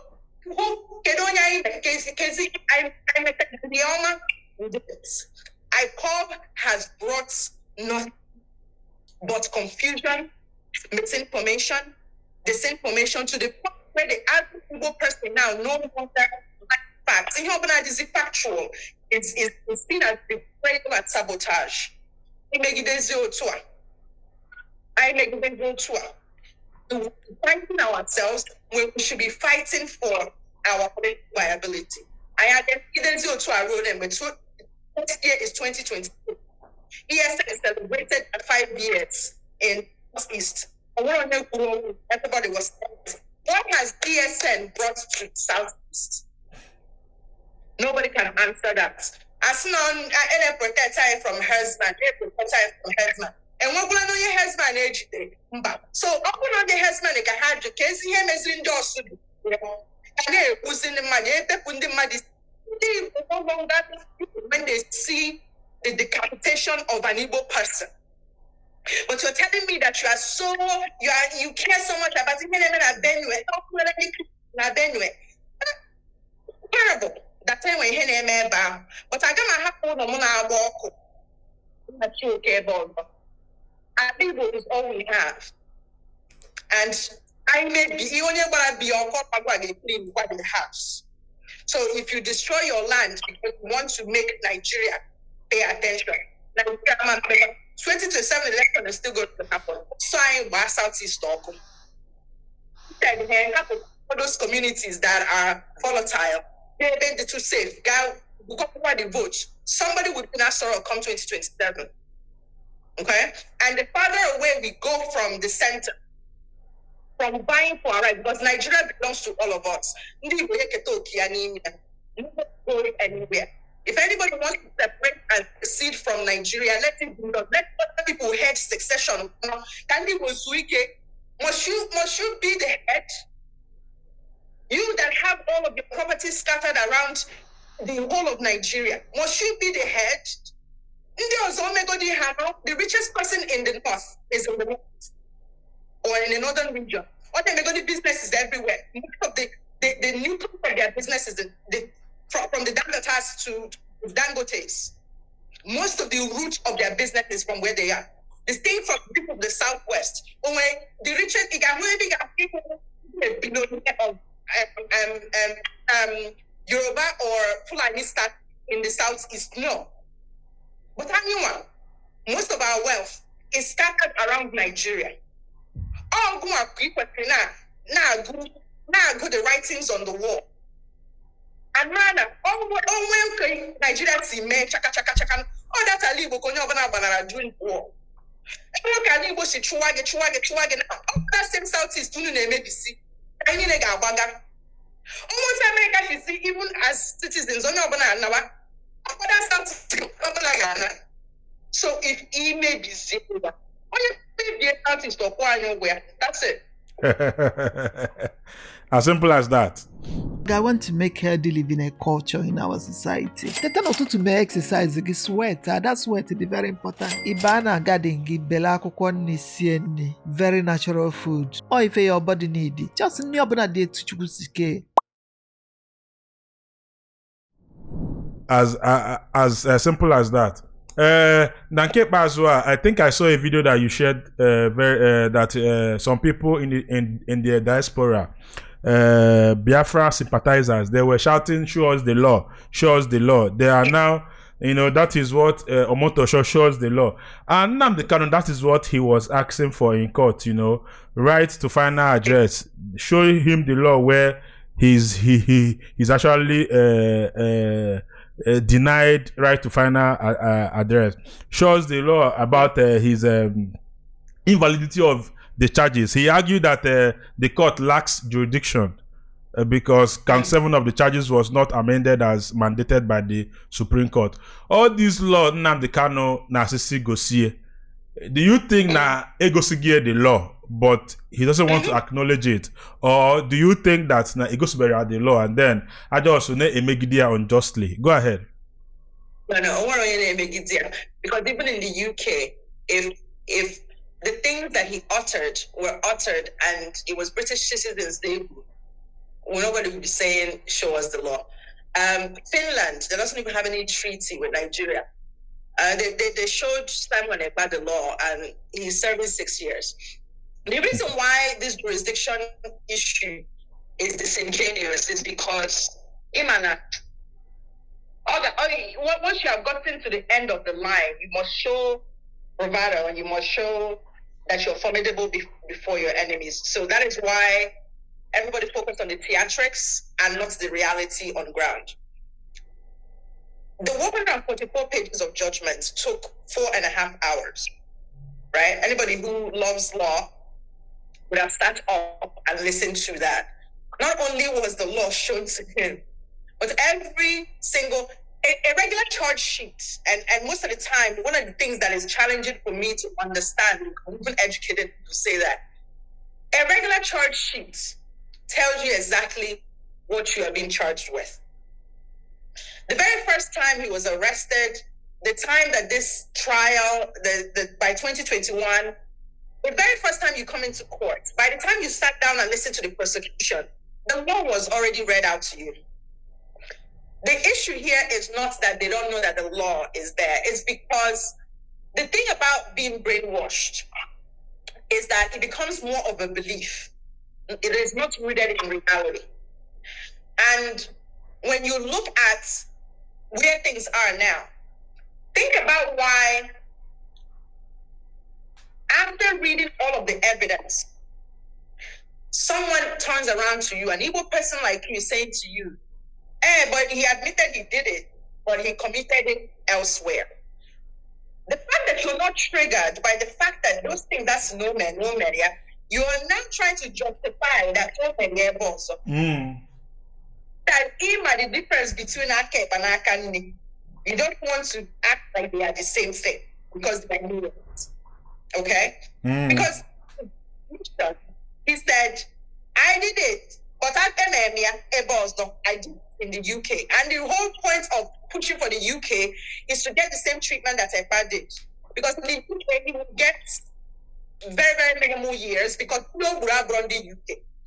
HFO, that somebody who's a leader, who said represents Igbo people, till today, defense, there's no single remorse. Okay, all those orders in here, all one because of bravado, all one something, and when no him and the India was because of it. Now the good, sorry, again, we don't go there.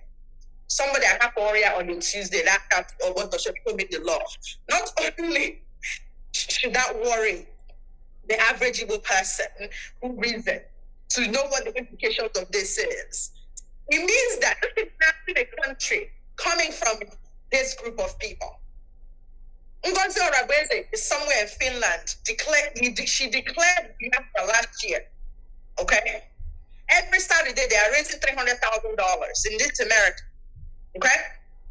For an embassy that exists without a country. Okay? Very soon they're going to sell pounds, Biafran pounds. The same was the case of. Can you go there? Always in here, my jacket on my shoulder pad because I want you raise my shoulder pad. You guys are just making us seem like we are not the smart people we say that we are. Because you be telling me that they show you the law and jurisdiction. By the way, this jurisdiction argument did not start until Kanu tried to say that he was not fit to stand trial because of his health conditions, and the judge threw that out. Show me the law. Since this procedure was going on, I never had follow that the same law. When the prosecution closed their case, that was when I knew that the theatrics was going to be more important than the lives of the victims. Because the more we shout about show me the law, nobody remembers us. So that's why, my post, you notice that I am not letting this die down. We will not cover it with newspaper. Because in their head, those thousands of people, And Kanu the jurisdiction to make the order that made his boys go and do it. Because I mean this thing, everyone's the kidnapper, Oprah one night, or when you got kidnapped, Oprah boy, Piane. Okay, you didn't want to know Igbo persecution. There's no Igbo person, and one Igbo Mka, and one Igbo Gomaka, one Igbo Napika. I know we see, I need the land recognizes us as Ophonia.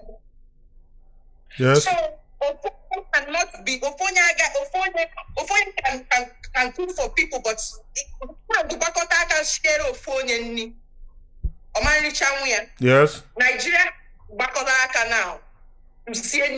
Why? Because the victims are Nigerian citizens. Yes. Have no foreigners, have brought Biafrans. And Kanu had no authority to decide the lives and the deaths of those people. Decide who lives and who dies. If the law, and when we're talking about jurisdiction ties into kedebe the harm may occur. Ndi Igbo had Nigeria, the harm done. Correct. But that command may affect then they have you in Nigeria. Nigeria not only had the jurisdiction to try it, the Supreme Court also said that he had a case to answer. And at this point where we are now having a conversation about jurisdiction, it means that Ndi will have lost the plot. I jump go the fish. Like we've jumped the boats like Kenway, because at this particular point in time, this existential crisis I problem with it. It has eroded our consciousness to the point now only go who say that only or man flip, but on Christians are Benue. Is it will not for identity? Only one began to book because we get Amarama Sinulo before Nama. Correct? Yeah. Yes. Dalorin. Ufodo say not just a voice that nobody Nnamdi Kanu did not do it himself. That he was just a voice, you know. Na enwere onye that Nnamdi Kanu eburu egbe edago that na agrant ndị bu egbe press and media nye ha negotiation, but Nnamdi Kanu was just talking. What do you have to say about it that he was just talking? He did not carry any AK-47. Yeah, words are actually more dangerous, because if Kanu was in his house just talking to himself, that would be different. The orders and the utterances led to those fires, those kidnappings. How do we know? Because if till today, even people know the truth. And we have been people who lied for ourselves. The reason why you can't go into the comment section now and honestly say what you feel about the Nnamdi situation is because you know that someone goes and you know what that means. Mm-hmm. So that tells you his utterances were not just words. And for anything about Ndi, we have seen how Boko Haram has destroyed them. That's not something to emulate. We have seen how banditry has destroyed the North. It's not even something you should be looking at in terms of any, because what you are invariably admitting is that North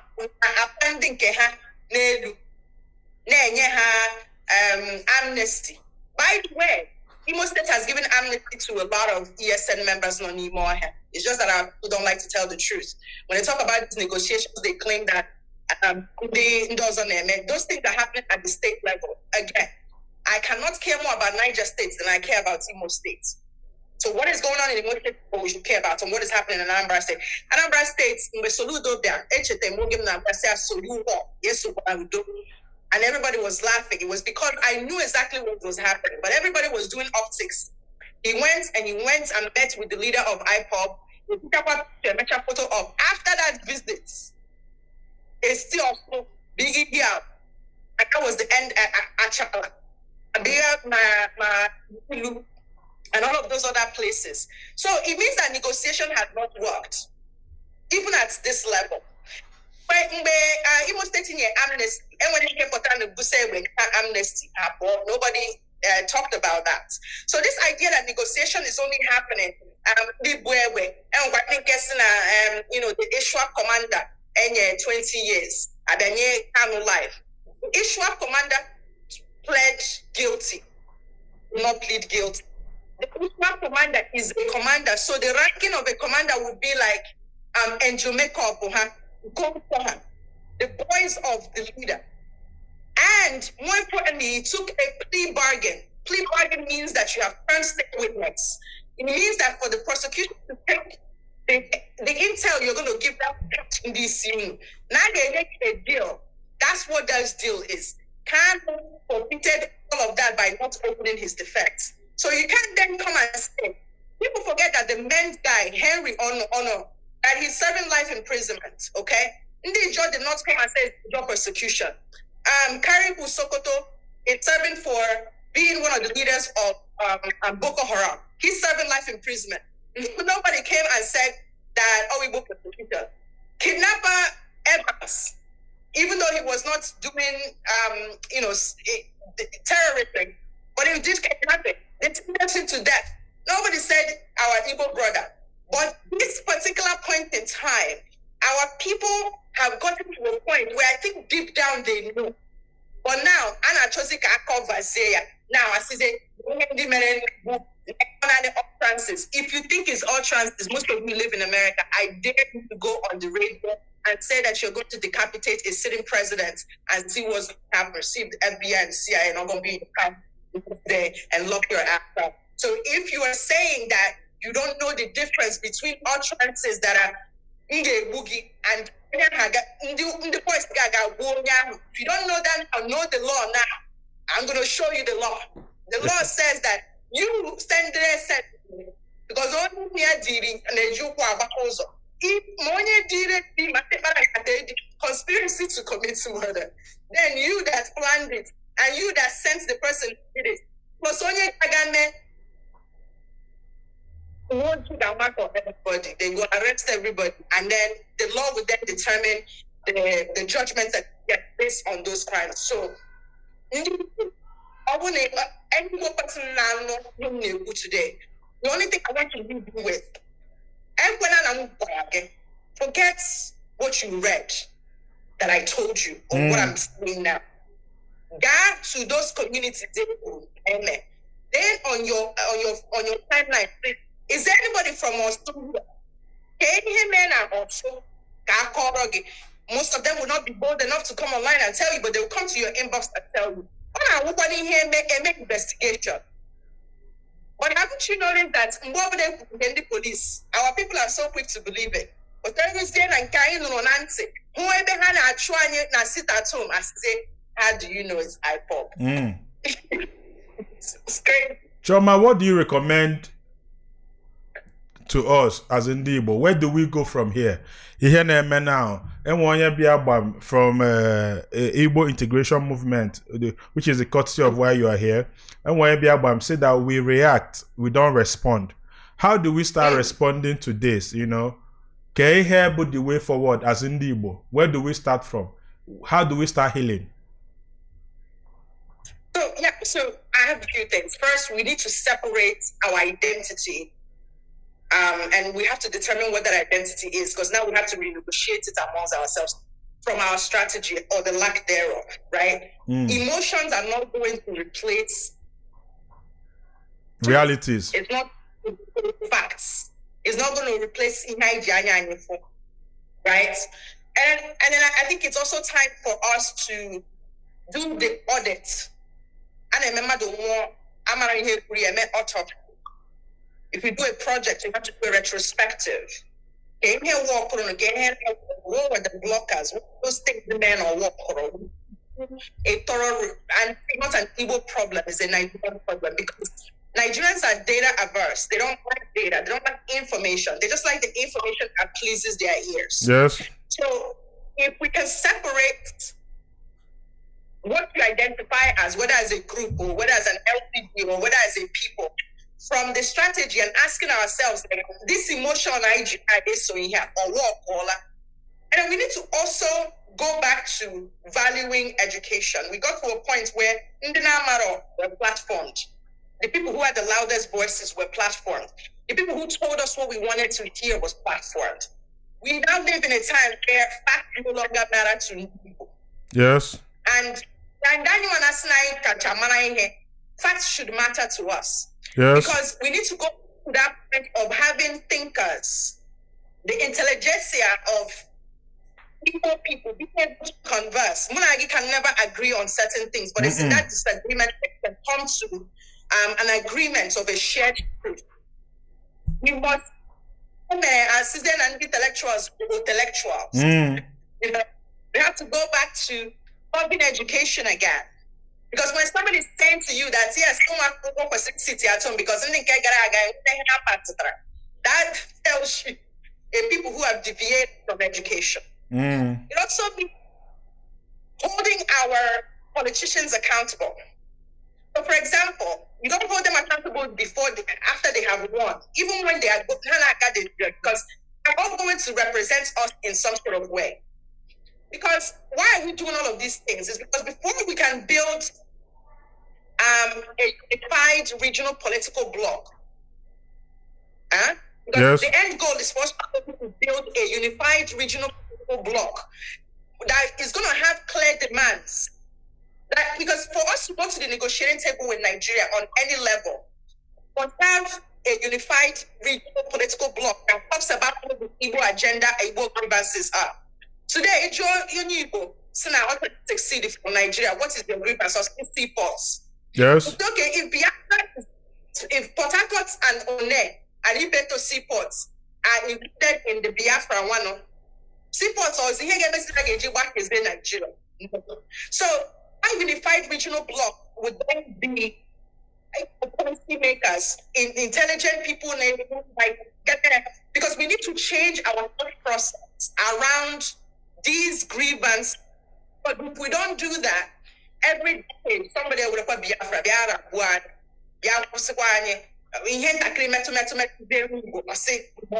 we must leave Nigeria. It's not working. But a lot of the things we consider to be regional marginalization are actually marginalization that come from the system, the systemic gap. So, for example, you are not more if you're poor person, say you're not more poor than somebody in Kogi State.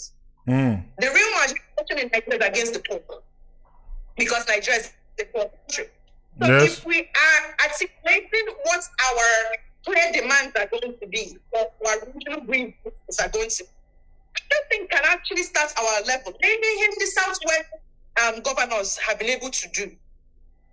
Yes. The average Igbo person today cannot tell you what our Igbo agenda is. Yes.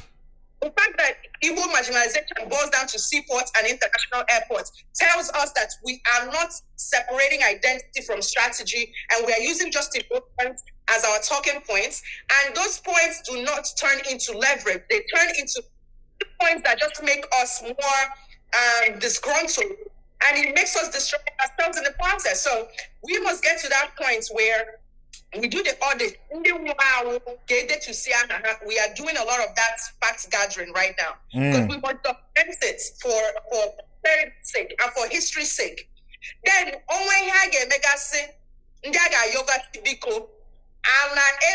they desecrated the land by Igbo.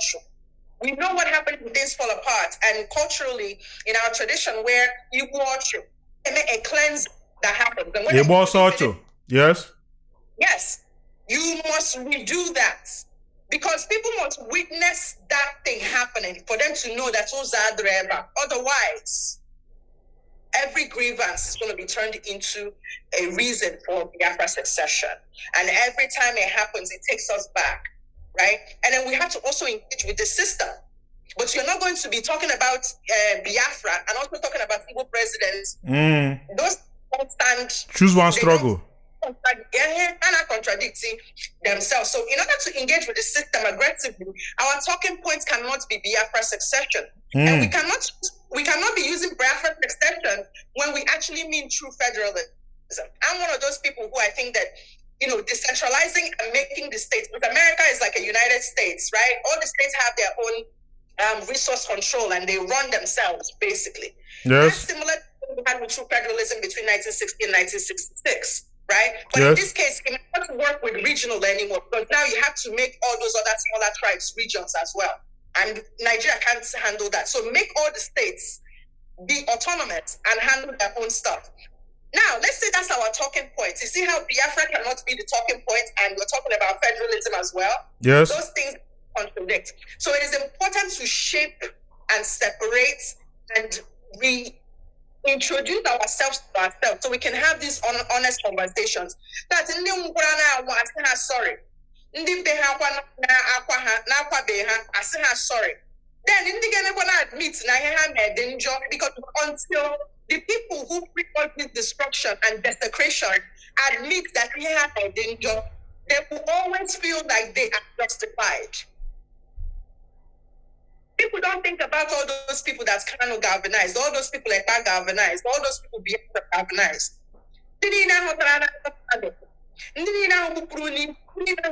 Go ransom. Because by the time you have eaten ransom, you are no longer operating at the level of humanity that the rest of us are. You're not, yes. So what happens to those people, and what happens to Ndi Igbo? Can those people burial, like, a befitting burial? Everybody is going sorry, because the land, on that. The law has taken its taken its course, and there's nothing we can do about that. But the land itself, the retribution that must come from that, we're not going to be able to escape it. Especially the people who now know better, because if you got the evidence and you're still doubting, you're doubting because you think that your belief in an ideology or a belief in a person is more important than anyone and our identity as an Igbo people. So I think that's where we should be going, what should be done realistically. And economics and stuff, like our economic strength has been eroded in the past couple of years. Most average Igbo people do not know that one denani anaponono. Ego ni no rilendi. Open ni now by just dying here them. The money that people have donated to the Biafra cause since 1999. Actually, now, politicians are in it for it. We're not talking about any Igbo marginalization now. Yes. Right? So, those are the things that I think need to happen at the ground level before we can now go to the step of getting our nation, getting our region back. Dalorin, I've taken much of your time. Lastly, I know that you're very passionate about politics as well, even Igbo politics. Lastly, can you say something about the recent ADC coalition and our brother Peter Obi's presidential ambition?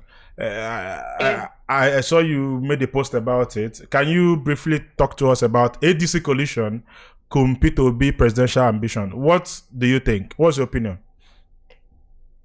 I think it's a very serious coalition. It's a great thing that Obi has now, at least informed that he's formally entering the arena again in 2027. That's a good thing, but it leaves a lot of questions, because for this coalition now, what we have been seeing hasn't been encouraging. In fact, it looks very, very disorganized, because on the very top, we have people who have sworn that, and they are not going to bite anybody. And the repercussions of that is, right now, all of you see the Obis, you see the Arifai, you see the Amechis, and you see the Atiku. At the very top, all of those supporters that support this group, a lot of the things in there, I believe, it contradicts each other. If politicians have not even taken the time to sort of even explain, all we saw was, Arifai and Obi are now best friends and they're holding hands. And this is one of my issues with Nigerian politicians as a whole, because they look at their support base as just people to use during elections, who are not worthy of information, explanation.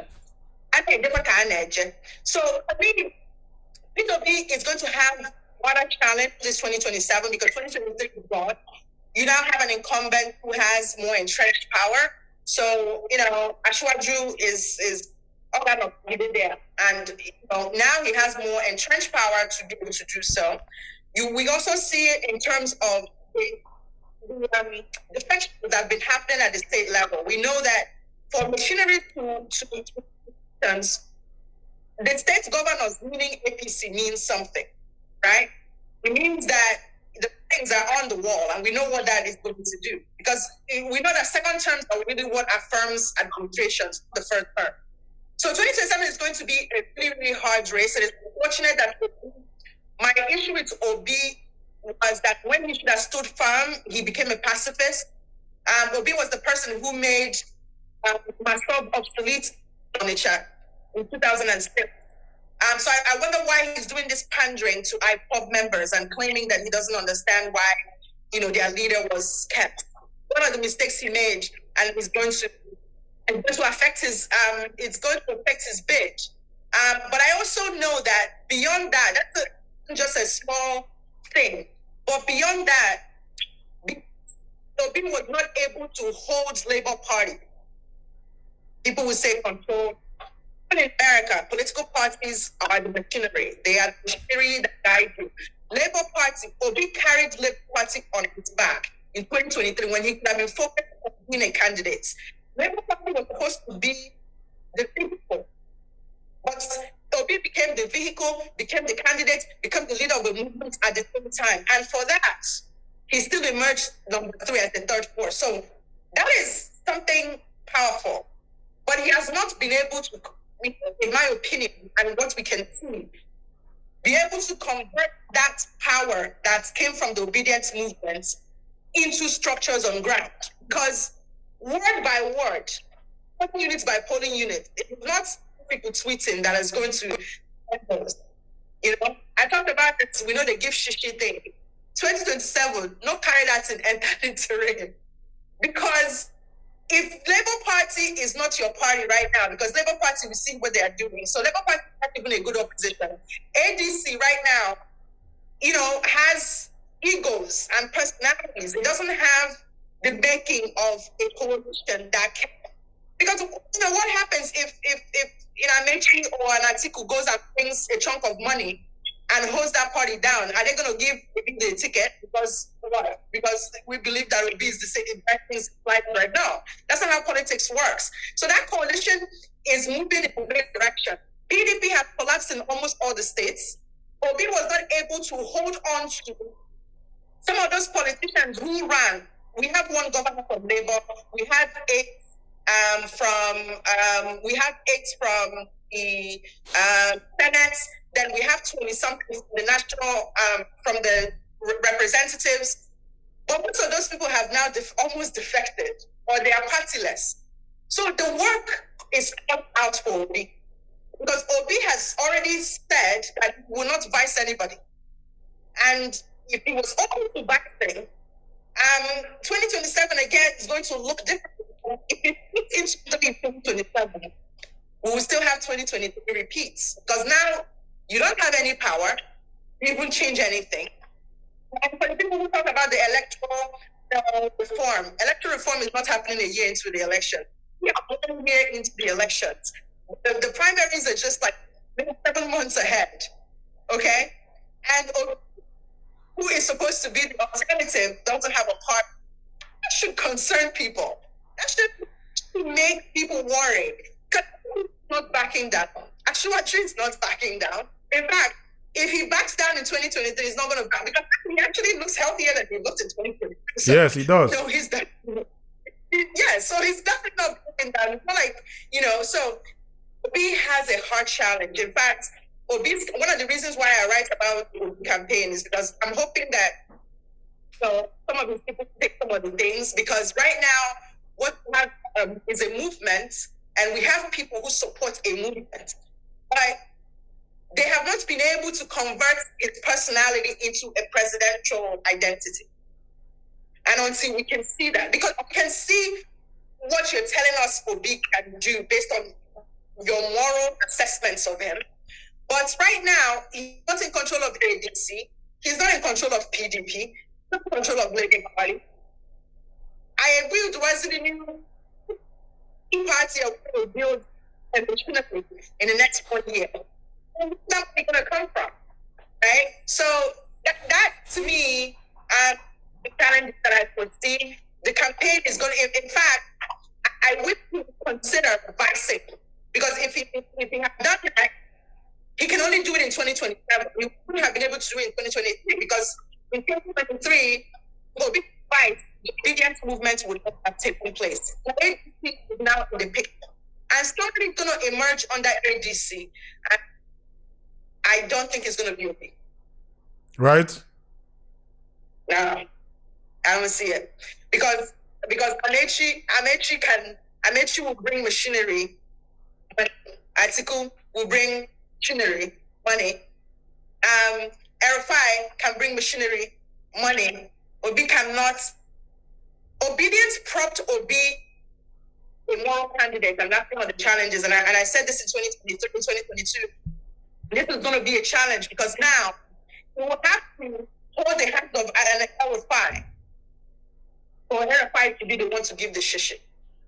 And then what if he doesn't get first chair? What happens to that? Because we will have to, because I always think about the victims, the people. We have to think about the supporters. People who vote for Obi are not just Obi. There are people who are like fancy, people who are independent. The children who were 14 years old in 2023 are going to be 18 by 2027. We have to think about the two voters, the people who voted as quadruple. Those people, nobody's speaking to them right now. Everybody's just making this assumption that if he goes to ADC, they will just give him a ticket. Based on what? The math is not mathing, because you have such strong personalities. And for me, if the obedience movement had turned into something which we would have seen on the voters' map that there would have been an influx of new voters. The campaign has started, true, but we would have seen a shift. And if we're being honest with ourselves, we hear more about GDP and all of those other things, and it speaks to the personality not converting to presidential. APC is not going to back down, and if ADC emerges with Atiku, it is my hope that Obi wins that, because Labour Party is not going to work either. Wow. It worked in 2020, but it's not going to work in 2027. So, other people watch championships in soccer and football. Politics is more of my championship. So I'm really looking forward to 2027, and I'm really, may the best player win. Yes, of course. Somebody said to get better. So, yeah. Beyond that, whoever wins, of course, affects the everyday people, and that's what we want anybody who's going to appear on a ballot to consider. The people that you're running to represent. How are you going to make their lives better? Somebody posited Peter Obi as the most credible Igbo man for the presidency. He said that if Peter Obi loses interest in presidency, that he doesn't know of any other Igbo man that we could present. That is a guy of Chibueze talking. Do you agree that Obi is the most credible Igbo man, that if he's put aside, nobody else can actually do it from Igbo origin? First of all, that's not true. There's never, because that would mean that politics is not a godly exercise. God doesn't choose presidents, people do, okay? Or systems do. So if an Obi can exist amongst Igbo people, it means that there are other people who are more than Obi who can take that mantle and do it. It's like saying that Michael Jordan may be the best basketball player in the world, but there were people in his hood that played more than Michael Jordan. They just didn't happen to become Michael Jordan, right? So I think that people say that sometimes to make themselves feel better, and that's great. But I shudder to think what that means. Like when people believe it in religion, it's good for clouds and vibes. But when you believe that, what that means is that, and this is my challenge with the movement, if you create this otherworldliness around Obi, you will not create a succession plan of what happens. And that's what happened with the people who rode on his coattails and won elections under his name and his popularity. People like my, Onyewuchi, senator from Owerri Zone that is not doing anything in my state. Okay? He ran under, the wave. The movement. And today, he's not labor and he's not obedience, right? So, what the challenge with saying that, if Igbo people miss everything is basically like saying that when Obi was governor, Obasanjo was a only governor after he was governor. Is that did you understand what I'm saying? Yeah. Governor.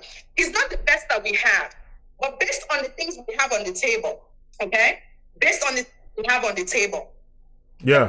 The argument and say that he's their choice. But the danger of that is that you cannot become the type of person who, because the voter apathy in the Southeast is terrible.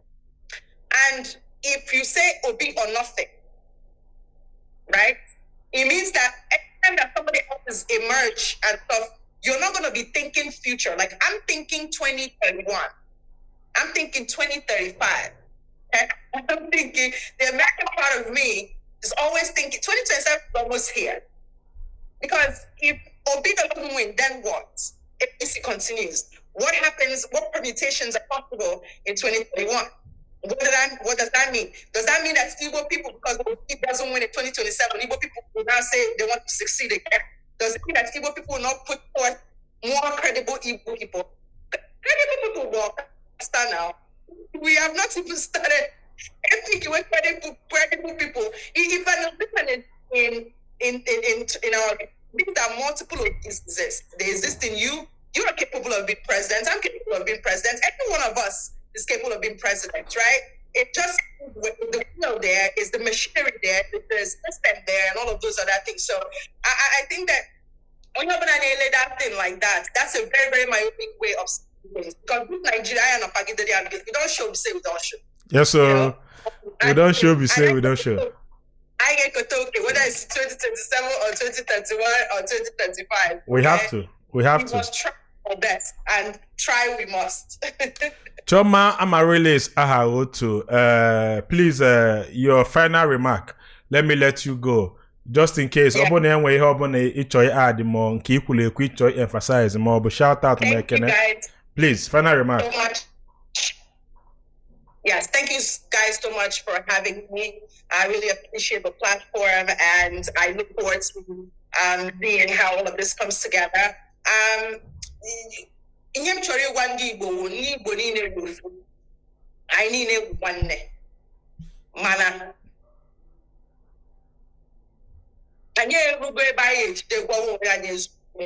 About the future, about the progress of our people, about the development of our people.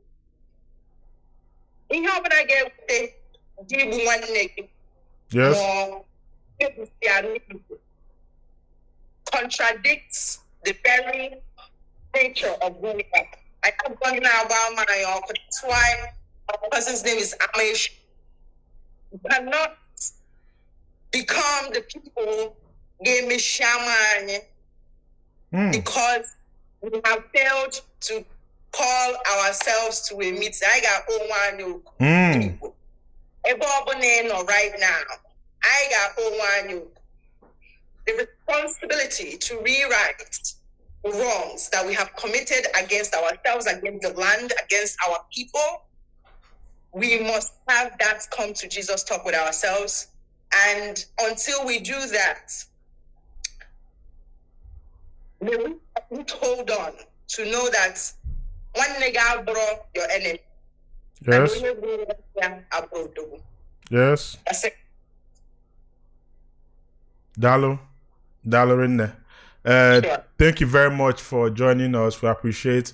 We cannot exhaust everything in one sitting. So subsequently, One thing I about Biafra life, I would have come this year, but I enough time to do so. But one of these days, hopefully in the new year, I will pay a visit to your studio. We'll be so elated. We'll look forward to that. We'll look forward to that. We'll look forward to that. We'll look forward to that. For all you have been doing as well. You're welcome. You're welcome. You're welcome. I nekene Chioma for joining us. Nekene kwangwa joining line. Nekene Ndi Igbo integration movement that actually facilitated this wonderful interview with her. My name remains Chijoki Gwendo Dogububu Yamba Bangwano. Komesian Udo. Bye, guys. Are you looking for a reputable real estate company to invest with? Do you want to buy land with instant allocation? Are you tired of going to court over land disputes? Come to Pine Leaf Estates and Properties Limited. Land banking is a must.